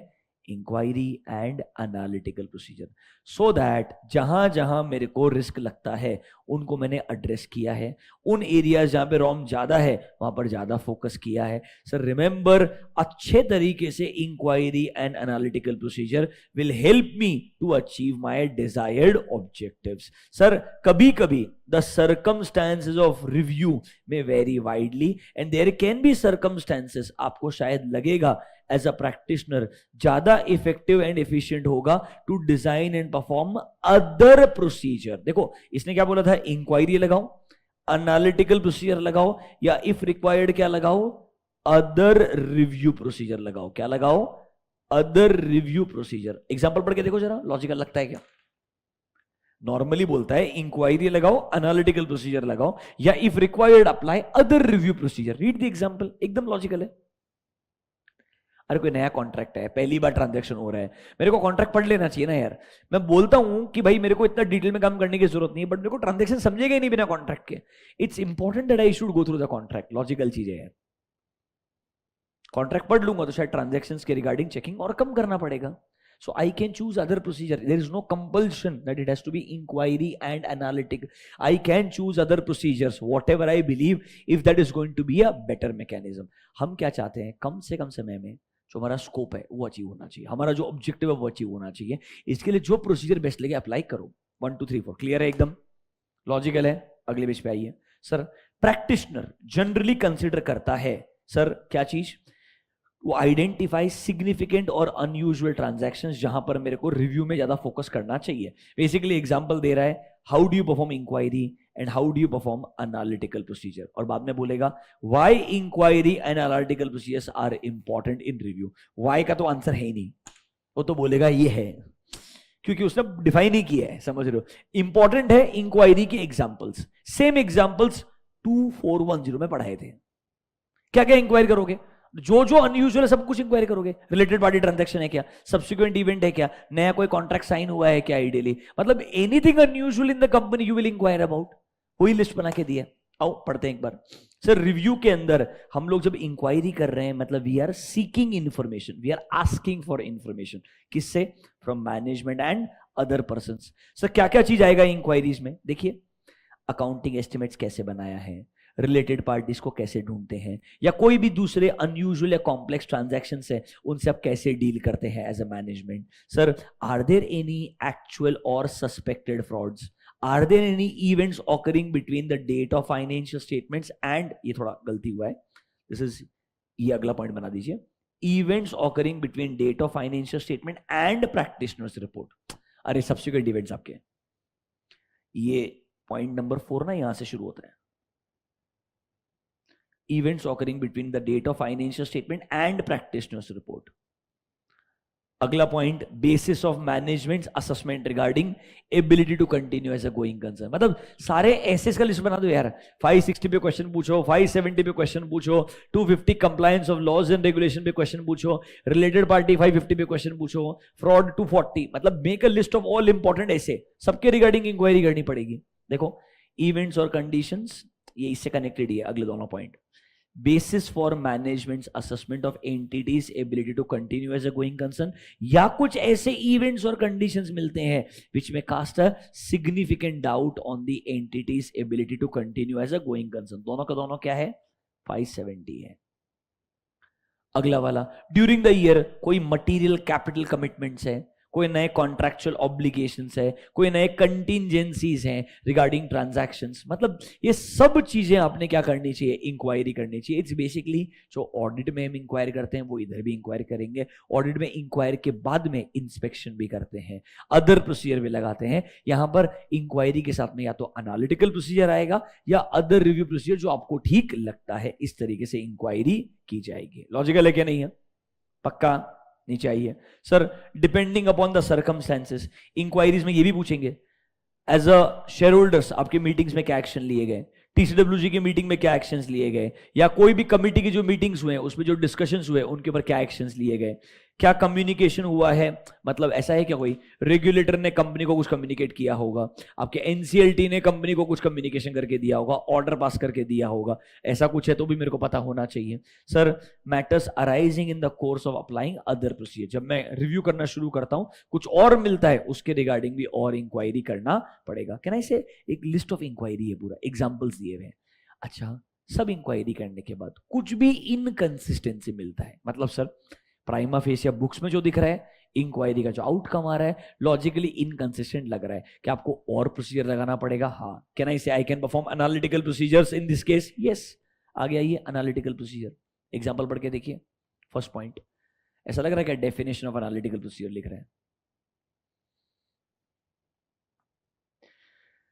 In designing analytical procedure normally हम क्या कंसिडर करेंगे, डेटा फ्रॉम द सिस्टम और अकाउंटिंग रिकॉर्ड्स। देखिए एनालिटिकल प्रोसीजर में क्या करते हैं, कंपनी का actual data compared with the standard data, comparison of actual data with the prior period actual data, comparison of actual data with the industry data, या financial data को non financial data से relate करके compare करते हैं। सब कुछ 520 में पढ़ाया था। क्या वो एडिक्वेट डेटा अवेलेबल है क्या अलग अलग एनालिसिस करने के लिए? कोई भी खर्चे का as a percentage of revenue logical है क्या? इस तरीके से आप एनालिसिस करके सोचिए, नंबर्स रीजनेबल लगते हैं क्या?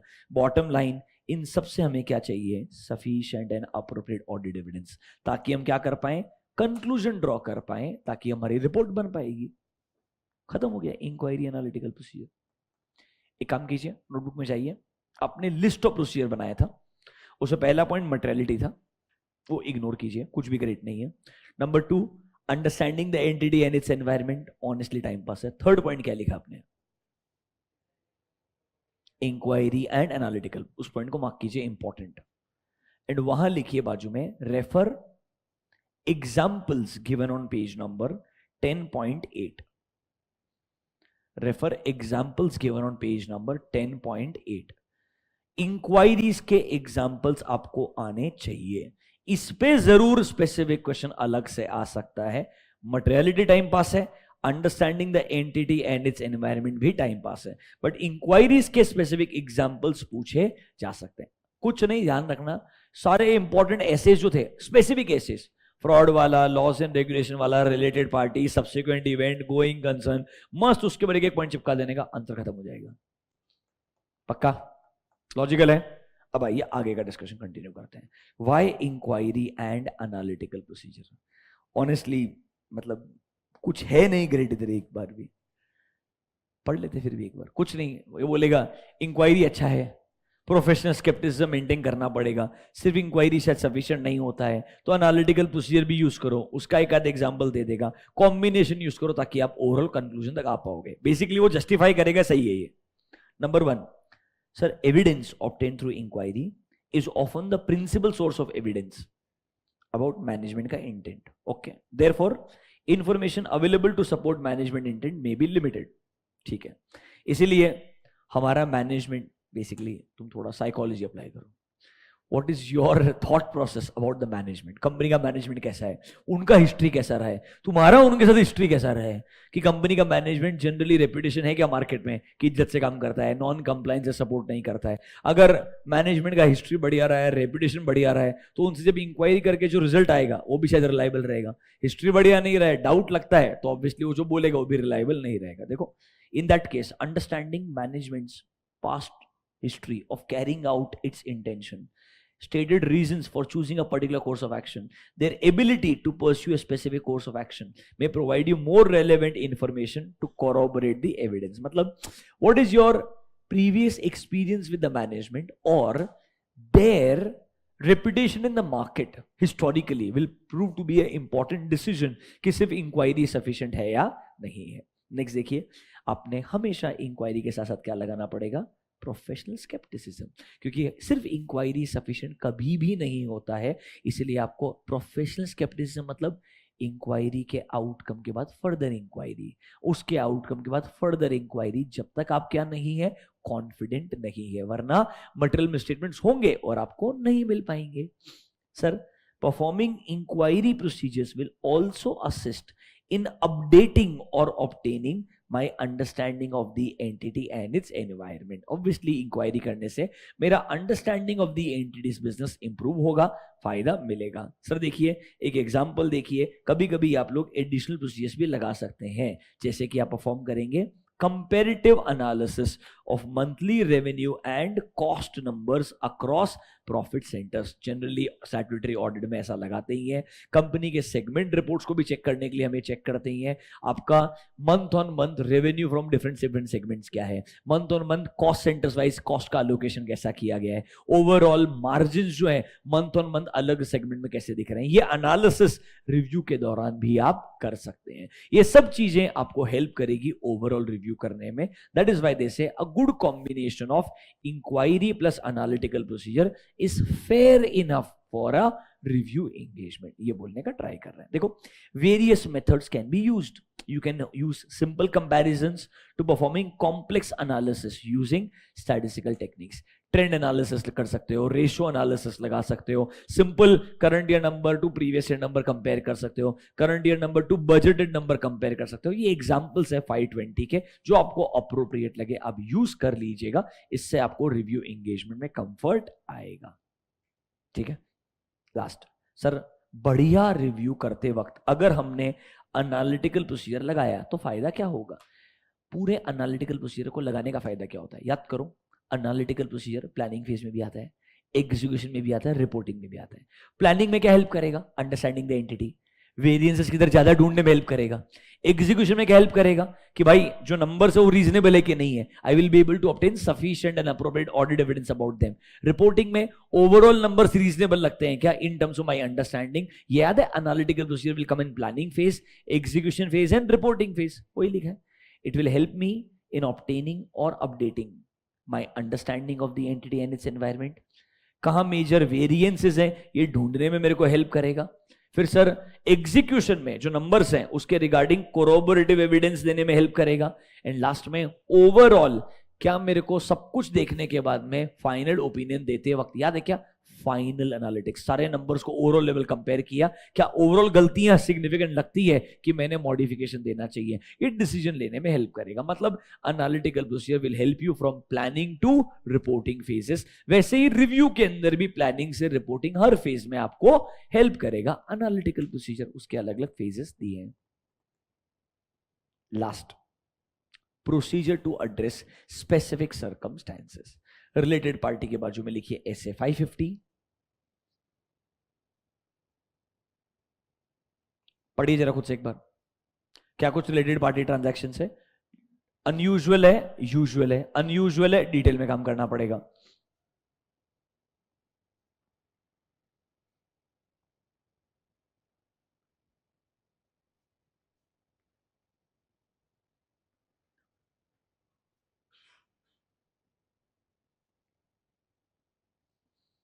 Time pass. अगला heading fraud and non compliance, बाजू में लिखिए SA 240 and 250। 240 is frauds, 250 is non-compliance with laws and regulations.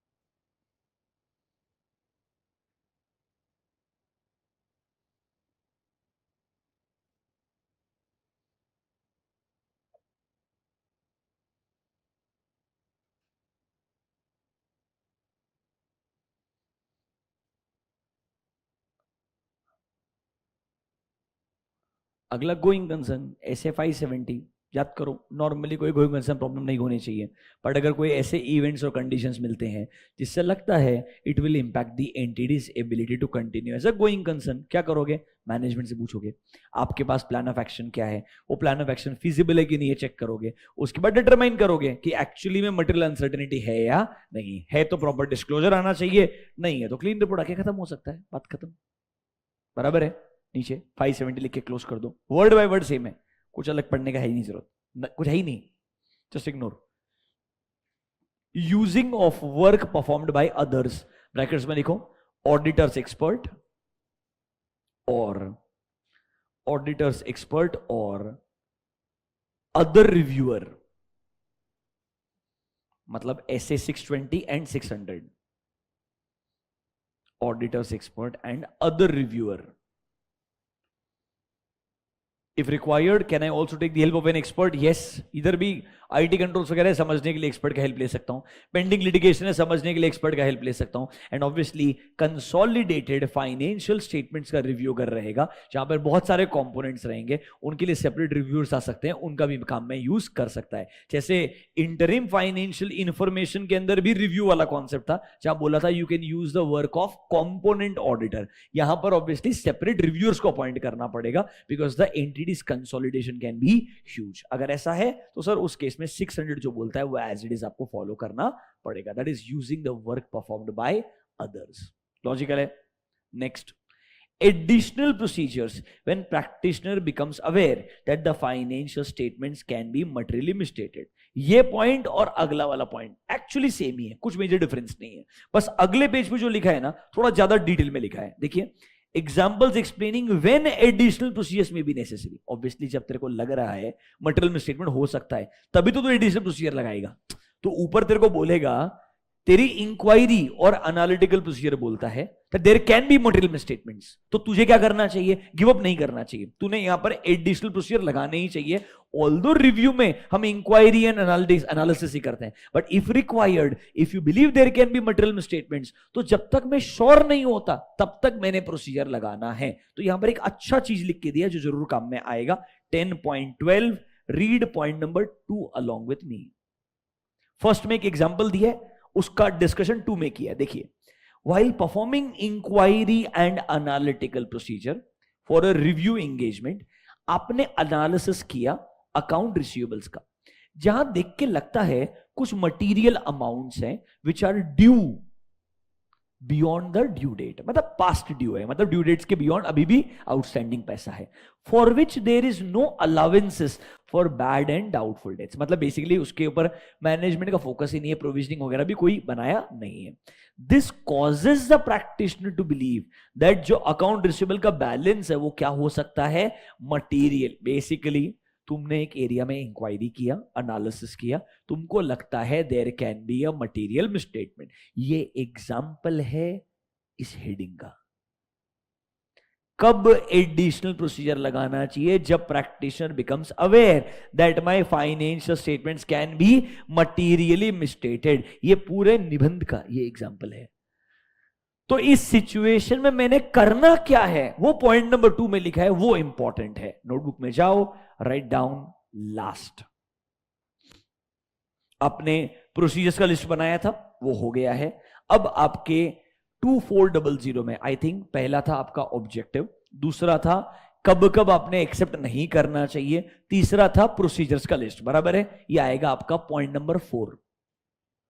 तीसरा क्या था? अच्छा, 210 का रेफरेंस दिया था अपन ने, हाँ ठीक है, चलो नंबर 5। नंबर 5 है ये, अभी लिखिए number 5। when practitioner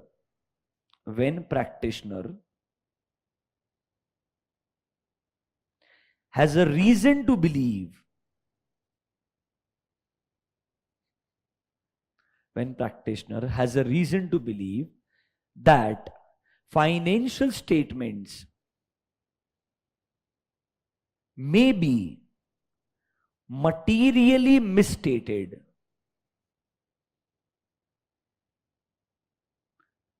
then he should consider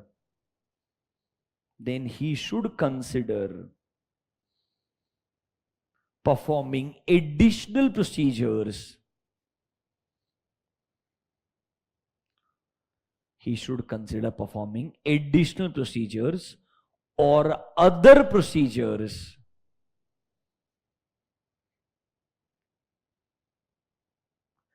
till the time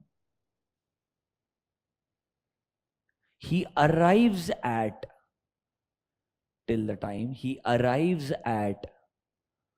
one of the following conclusions. He arrives at one of the following conclusions. सुन लीजिए, जब मुझे रिव्यू के दौरान कुछ ऐसे सर्कमस्टेंसेस मिलते हैं जहां मेरे को लगता है यार there are chances that there can be material misstatement, किसी अकाउंट बैलेंस में है या सर पूरे फाइनेंशियल स्टेटमेंट में है, परवेजिव है नहीं है, whatever it is, but there are significant material misstatements, तो सर मैंने एडिशनल प्रोसीजर लगाने चाहिए जब तक कि मैं इन दोनों में से कोई एक कंक्लूजन पे नहीं आता हूं। वो दो कंक्लूजन क्या हो सकते हैं, ढंग से कुछ नहीं, एक में बोलेगा there are no material misstatement, एक में बोलेगा yes there are material misstatement. जब तक दोनों में से मैं श्योर नहीं हो जाता है कि मैं श्योर हूं कोई मटेरियल मिसस्टेटमेंट नहीं है, मेरे को लगा पर नहीं है, या फिर मैं श्योर हूं देयर आर मटेरियल मिसस्टेटमेंट, जब तक एक कंक्लूजन नहीं आता है तब तक काम करते रहने का मतलब, जब तक आप श्योर नहीं हो keep working, when you are sure about any one of them stop working, then impact on report. Logical है कि नहीं है, वही चीज लिखा हुआ है, बस थोड़ा अलग तरीके से, फैंसी तरीके से लिखा हुआ है। पढ़िए नंबर 2 मेरे साथ में। प्रैक्टिशनर ने मैनेजमेंट से इंक्वायर करना चाहिए कि भाई ये जो आपके रिसीवेबल्स है ये यहां पर हमको लगता है अमाउंट में गड़बड़ हो सकता है sir, depending upon the managements response. आप जब इंक्वायरी करोगे डिटेल में उनके रिस्पॉन्स के बाद में you may arrive at the following conclusions. पहला वाला सर, प्रैक्टिशनर कंक्लूड करता है that account receivable balance is not likely to be materially misstated. मतलब मैं कंक्लूड कर रहा हूं इंक्वायरीज के बाद में कि नहीं भाई इधर मेरे को मेजर गलतियां नहीं लग रही है, कैन आई से अब आगे कोई प्रोसीजर लगाने का जरूरत नहीं है, कंक्लूजन आ गया है कि मटेरियल मिसस्टेटमेंट नहीं लग रहा है। नंबर 2 देखो, enable the practitioner to determine that the matter causes the financial statements to be material। मतलब मैं श्योर हूं इसकी वजह से फाइनेंशियल स्टेटमेंट्स क्या है, मटीरियली मिसस्टेटेड है, मतलब I have concluded there are material misstatement. इस केस में भी क्या लगाओगे आगे, नो फर्दर प्रोसीजर, क्योंकि आपको समझ में आ गया है देयर आर मटेरियल मिसस्टेटमेंट। कहना इसे प्रैक्टिशनर ने इसका इंपैक्ट किस पे कंसीडर करना चाहिए, कंक्लूजन पे कंसीडर करना चाहिए। बराबर है कि नहीं है, दोनों केस में कोई फर्दर, मतलब इन दोनों में से किधर तो एक जगह आना पड़ेगा, तब जाके बोलूंगा no further procedure is required. जब तक इन दोनों में से एक भी सिचुएशन में नहीं आऊंगा further procedure is required. Read number C, अगर इंक्वायरी के बाद प्रैक्टिशनर को अभी भी लगता है that sir receivable can be materially मिसस्टेटेड but sir not providing sufficient and appropriate audit evidence कि एक्चुअली में they are mistaken, मतलब मैं अभी तक श्योर नहीं हूं। अगर मैं सिचुएशन सी में हूं तो मैंने और काम करते रहना चाहिए जब तक मैं कहां तक नहीं आता, इधर ए और बी तक नहीं आता। मतलब ए और बी में अगर आया तो नो फर्दर प्रोसीजर, सी में अगर हूं तो मेरे को आगे काम करते रहना पड़ेगा। देखिए क्लियरली बोलता है इन दैट केस प्रैक्टिशनर ने और एडिशनल प्रोसीजर लगाते रहना चाहिए। देखिए the evaluation of the results of additional procedure में enable the practitioner to either conclude to as A और बी अबव। जब तक ए और बी तक नहीं आता है मैंने एडिशनल प्रोसीजर लगाना चाहिए। देखिए नीचे क्या बोलता है, इफ नॉट, मतलब अभी भी मैं ए और बी तक नहीं आया, practitioner should continue performing additional procedure until he reaches either A और B. And in the end if I can not reach to A और B, that means I am unable to obtain sufficient and appropriate audit evidence. Is it indirectly a limitation on my scope? Should I consider withdrawal or disclaimer? Yes. Last में कुछ समझ में ना आए तो ये situation आएगा that I am not, कुछ नहीं 705 है। 705 मॉडिफिकेशन कब आता है, जब आपको लगता है financial statements are materially misstated, या मैं बोल दूं I am not able to obtain sufficient and appropriate audit evidence. तो पहले चीज के लिए मेरे को श्योर होना चाहिए ना मटेरियल मिसस्टेटमेंट है कि नहीं है। अगर नहीं है तो क्लीन है तो मॉडिफिकेशन, या sir I am not able to conclude that there are material misstatements, क्योंकि मेरे को क्या नहीं मिल रहा है, sufficient and appropriate audit evidence. ने ये 705 ही लिख रहा है, नोटबुक में आओ और लिखो, 2 कंक्लूजन्स में से एक कंक्लूजन तक आना चाहिए, ऐसा ही लिखा है आपको मैंने। तब तक एडिशनल प्रोसीजर लगाते जाएंगे जब तक हम दोनों में से कोई एक कंक्लूजन पे नहीं आ जाते हैं। Number A, practitioner is able to conclude that the account balance is not likely to be materially misstated.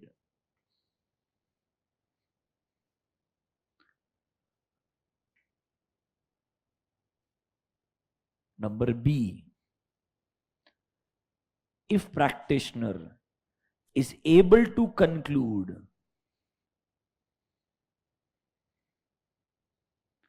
that the concerned matter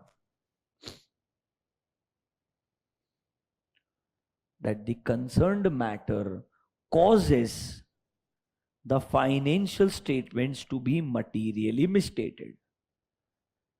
Concerned matter causes the financial statements to be materially misstated.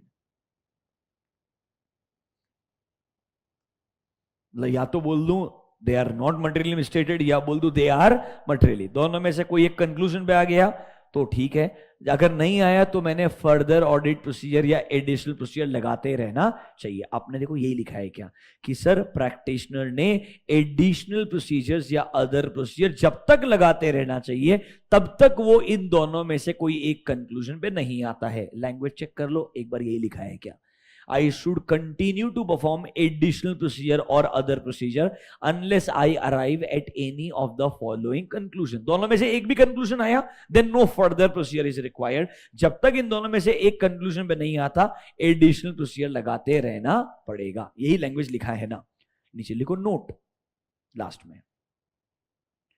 if practitioner is not able to arrive, if practitioner is not able to arrive at any of the above conclusions, even after considering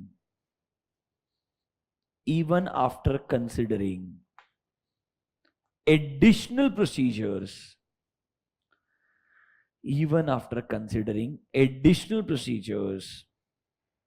then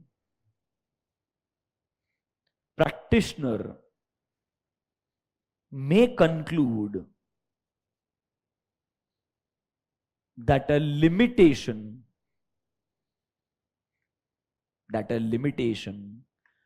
to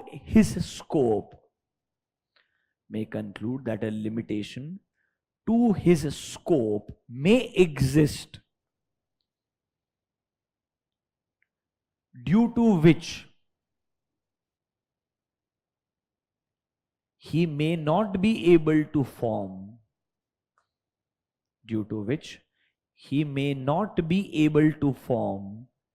an unmodified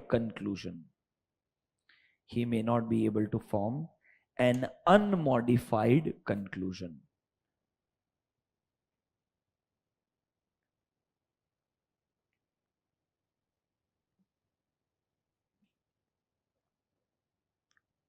That's it. देख लीजिए बाकी events था, subsequent event WR। ओह last एक चीज और बाकी है 10.14, ये सेंटेंस आपको ऑलरेडी लिखवाया है, कंक्लूजन है। देखो सब कुछ करने के बाद आपको एविडेंसेस मिल गए, अब एविडेंसेस को इवैल्यूएट तो करना पड़ेगा कि सफिशिएंट एंड अप्रोप्रिएट है कि नहीं लगता है तो क्या करना पड़ेगा, एडिशनल प्रोसीजर लगाना पड़ेगा till the time you arrive at a conclusion. वही लिखा है, उसका ही एक्सटेंशन है। देखिए 10.14, the practitioner shall evaluate whether sufficient and appropriate audit evidences has been obtained. If not, should I perform other procedures? Yes, जहां necessary लगता है। In some circumstances, practitioner may not have obtained the evidence that the practitioner has expected कि उसको inquiry और analytical के through मिल जाएगा, और लगता है सर वो अभी भी सफिशिएंट एंड अप्रोप्रिएट किसी और तरीके से ऑब्टेन नहीं कर पाता है, तो शायद वो कंक्लूजन ड्रॉ नहीं कर पाएगा। तो उसने क्या करना चाहिए, अपने वर्क को एक्सटेंड करना चाहिए और एडिशनल प्रोसीजर्स को लगाने का ट्राई करना चाहिए। इसके बाद में या तो वो कंक्लूजन पे आएगा या तब भी कंक्लूजन पे नहीं आएगा। इसके बाद भी कंक्लूजन पे नहीं आया तो मानेगा ना ही is unable to obtain sufficient. तुमने बेस्ट इंक्वायरी किया, एनालिसिस किया, तुमको एविडेंस मिलना ही चाहिए, नहीं मिला तो अदर प्रोसीजर लगा, फिर भी नहीं मिलता है तो मतलब मैनेजमेंट इंफॉर्मेशन देना ही नहीं चाहता है ना। इसका मतलब क्या है, you are not able to obtain sufficient and appropriate audit evidence because management is restricting the scope or there are circumstances which are not allowing you to obtain sufficient and appropriate audit evidence. In both cases you can't give a clean opinion, you can't give a clean conclusion, that means you have to give a modified conclusion. मतलब basically ये point आपको लिखवा के दिया है कि evidences obtain करने के बाद evaluate करना ताकि आप conclusion draw कर पाए। This was the last point which I made you write in the procedures to be performed. आपका पॉइंट नंबर 4 में प्रोसीजर्स की जो लिस्ट बनाई थी आपको, मटेरियलिटी, रिटर्न रिप्रेजेंटेशन, सब सब्सिक्वेंट इवेंट, आप एक पॉइंट रहेगा आपको कि आपने एविडेंसेस जो ऑब्टेन किए उन्हें क्या कीजिएगा, इवैल्यूएट कीजिएगा, एंड ऑब्वियसली उसके लिए आपको if required further and additional procedure भी लगाने चाहिए to arrive at a conclusion. यही चीज रिपीट करके बोल रहा है। इसके बाद में ऑब्वियसली लास्ट में अगर बोलेगा ना, if you not able to obtain sufficient and appropriate audit evidences go to 705, it will be considered as a limitation on scope. चाहिए तो पढ़ लीजिए point number 6 and 7। If practitioner is not able to obtain sufficient and appropriate audit evidences, discuss with management and TCWG। Consider कीजिए क्या इसको ऐसा लग रहा है क्या limitation on my scope. Sir if inability to perform a specific procedure does not consider a limitation, क्योंकि मैं प्रोसीजर नहीं लगा पा रहा है तो मेरी प्रॉब्लम है। अगर मैं प्रोसीजर लगाया फिर भी मुझे एविडेंस नहीं मिला क्योंकि मेरे को मैनेजमेंट ही प्रोवाइड नहीं कर रहा है, तो मैं बोलूंगा there is a limitation on scope. Limitation on the scope is imposed by management may have a implication for the review as well as how will it impact my report। क्योंकि देखो limitation on scope अगर acceptance के पहले होता तो मैं accept ही नहीं करता, एक्सेप्टेंस के बाद में है तो मेरे को लगेगा there can be potential material statements, तो इसका इंपैक्ट मेरे बचे हुए रिव्यू पे भी आएगा एंड मेरे रिपोर्ट पे भी आएगा। बस ध्यान रखना लिमिटेशन ऑन स्कोप एक्चुअली होना चाहिए, अननेसेसरीली एज अ रिव्यूअर आप इसे गलत इस्तेमाल मत करना। तुम काम नहीं कर रहे हो और बोल रहे हो there is a limitation on scope, that is not right. Obviously आपने अदर प्रोसीजर लगाने का पूरा ट्राई करना चाहिए, फिर भी आपको कंफर्ट ना मिले। फॉर एग्जांपल डेप्रिसिएशन चेक कर रहे हो, ग्लोबल चेक लगा लो। मतलब फॉर एग्जांपल ऑल अलग अलग लाइन आइटम्स के ऊपर ओवरऑल लेवल पे खुद का एनालिसिस कर लो, डेप्रिसिएशन कितना होना चाहिए। कैसे निकालोगे, आपके पास ओपनिंग बैलेंस रहेगा क्रॉस ब्लॉक का, करंट ईयर में क्या एडिशन से डिलीशन से पीपी में मालूम रहेगा आपको, एडिशन डिलीशन कब हुआ ये मालूम रहेगा, डेप्रिसिएशन का मेथड रहेगा, रेट्स रहेंगे, यूजफुल लाइफ रहेगा, सारा डेटा अवेलेबल है। Can I recalculate depreciation amounts on my own, yes. और मेरे रिकैलकुलेशन के बाद में अमाउंट मैच नहीं होता है तो मैं मैनेजमेंट से पूछूंगा। अगर मैं रिकैलकुलेट करूं ही नहीं और बोलता हूं नहीं डेप्रिसिएशन के रिगार्डिंग इंफॉर्मेशन नहीं मिल रहा है, it is not a limitation on scope. पहले तुमने तुम्हारा रिकैलकुलेशन अपने हिसाब से करना चाहिए। हम लोग उसको डेप्रिसिएशन ग्लोबल चेक बोलते हैं। बेसिकली पूरा डेप्रिसिएशन का साल भर का जो ओवरऑल अमाउंट है वो अमाउंट कहां से आया है, तो आप क्या करते हैं line item by line item depreciation को रिकैलकुलेट करते हैं। फॉर एग्जांपल व्हीकल्स का ओपनिंग ब्लॉक इतना था, उस ओपनिंग पे डेप्रिसिएशन साल भर कैलकुलेट करना चाहिए। एडिशंस के ऊपर from the date of addition depreciation निकालना चाहिए। डिलीशन के ऊपर उतना डेप्रिसिएशन ईयरली रिमेनिंग पार्ट के लिए माइनस कर देना चाहिए क्योंकि आफ्टर डिलीशन वो डेप्रिसिएशन बुक्स में नहीं आना चाहिए। इस तरीके का आप इंडिपेंडेंट रिकैलकुलेशन कर सकते हो। आपने ये नहीं किया तो सर लिमिटेशन ऑन स्कोप नहीं है, आपने ये किया डिफरेंस मिला, वो एक्सप्लेनेशन नहीं दे पा रहे हैं, इसलिए आपको लगता है मैं कंक्लूड नहीं कर पा रहा हूं there is a material misstatement और not. Now this is a limitation on scope if they are not giving you a explanation. If you are not able to ask a question, then how will they give explanation? बात समझ में आया क्या? इतना आपको पता होना चाहिए। आगे ऑब्वियसली सर ये सब करने के बाद अपना कंक्लूजन ड्रॉ करना है और कंक्लूजन को अनमॉडिफाइड या मॉडिफाइड तरीके से अंडर 700-705 रिपोर्ट कर देना है। Late me show you a sample report ताकि आपको थोड़ा अंडरस्टैंडिंग आएगा। एग्जाम पॉइंट ऑफ व्यू से ऑनेस्टली रिपोर्टिंग वाला पार्ट बहुत इंपॉर्टेंट है। नोटबुक में चाहिए तो एक लास्ट हेडिंग लिख दीजिएगा, just right the last heading from exam point of view under SRE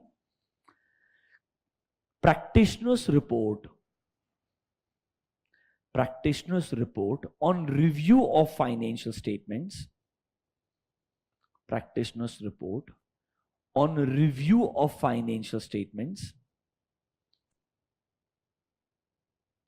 is similar to the requirements of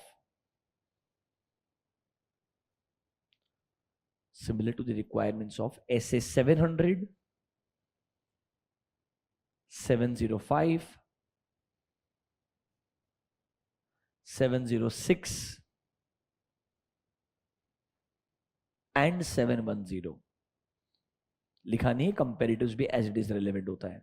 rather आपको बोलता हूं ये फॉर्मेट्स ना पुराने दिए हुए हैं, आज की तारीख में रिव्यू रिपोर्ट में कैम भी आता है as it is. But unfortunately 701 बाद में आया जिसका इफेक्ट अभी तक एसआरईज बाकी स्टैंडर्ड्स में कंसीडर नहीं किया. इनका फॉर्मेट ये अभी तक ओल्ड फॉर्मेट चल रहा है बिकॉज ये स्टैंडर्ड्स का रेलेवेंस थोड़ा कम होता है comparatively. So they were not really revised as per the revised audit report format. बस अलग क्या है वो ध्यान रखने का. Let me show you a sample report. We are discussing SRA. Just one second.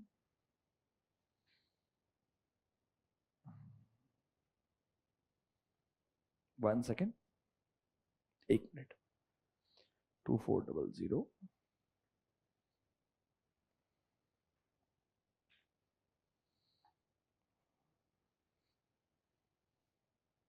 Engagement to review historical financial statement. Let's look at the report once.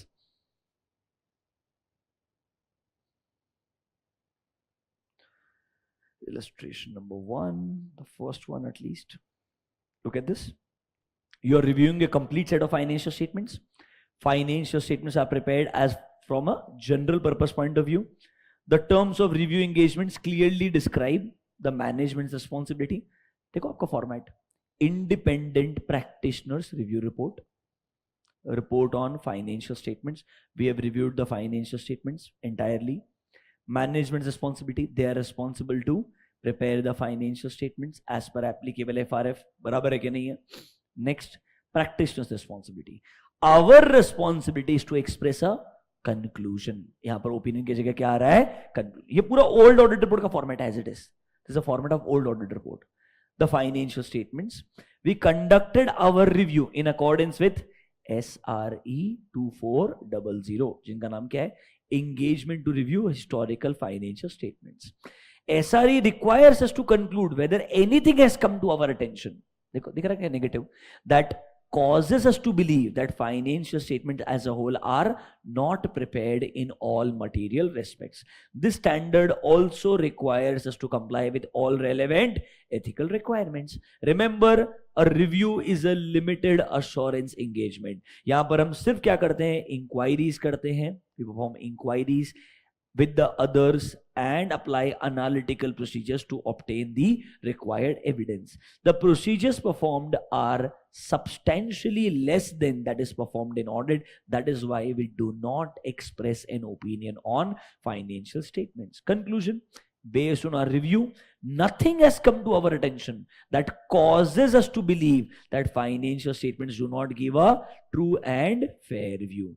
Report on other legal and regulatory requirement as it is if any requirement is there. कल यही format आपको पढ़ाया था, वही चीज लिखा. अलग क्या है? SRE का रेफरेंस. वापस से बताना that it's a review, so it's going to be a conclusion, it's not going to be opinion. ये differentiating factor आपके रिपोर्ट में हमेशा आना चाहिए. बाकी honestly speaking रिव्यू ऑडिट में कोई डिफरेंस नहीं है. They are actually same. It's the only scope का डिफरेंस कि इसमें limited scope है, इसमें आपका complete scope रहेगा. You have to arrive at a reasonable assurance. That is the major difference. I hope this is clear to you. हाँ, अब बोलिए.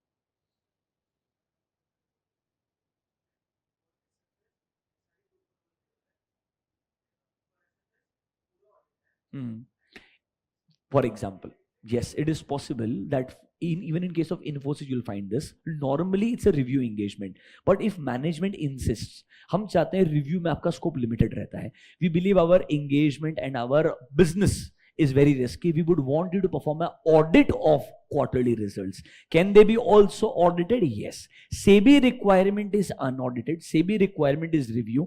But additionally अगर आप चाहें उनका audit करवाना तो आप वो engagement भी agree कर सकते हैं. You can clearly have this. This is possible in case of a lot of IT companies also because they believe हमारे पास controls बढ़िया हैं. आप अगर detail में checking करने के लिए जाएंगे तो भी कोई दिक्कत वाला बात नहीं आएगा. बस आपका scope थोड़ा सा बढ़ जाएगा comparatively, which is not going to be a challenge. If it is agreed by them, it can become audit engagement. Not a problem at all. वहां पर word unaudited की जगह unaudited की जगह word आ जाएगा audited. But still it will be a review because the requirement of SEBI is review. Remember that. But तब क्या होगा मेरे लिए normal audit opinion जैसा opinion आएगा. But मैं mention करूंगा कि normal मेरा let's say SFS के लिए अभी भी मैं क्या कर रहा हूं 2410 लगा रहा हूं. But overall consolidation level पे I can do a audit. It might be the acceptable form or it can be other way around.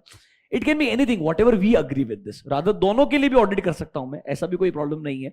सी सेबी का रिक्वायरमेंट रिव्यू है कंफर्म. मैं अगर ऑडिट करवाना चाहूं तो क्यों नहीं करवा सकता? What is the problem? मेरे को बेसिकली उसको क्या पैसा ज्यादा देने का ना और बोलने का काम डिटेल में कर. इसके अलावा कुछ भी नहीं है. बहुत सारे कंपनीज में होता है निफ्टी 50 के. अभी good. Technically SRE. What was SRE? Standards on Review Engagement. दो ही सिचुएशन थे 2410 and 2400. Done. अभी गुड.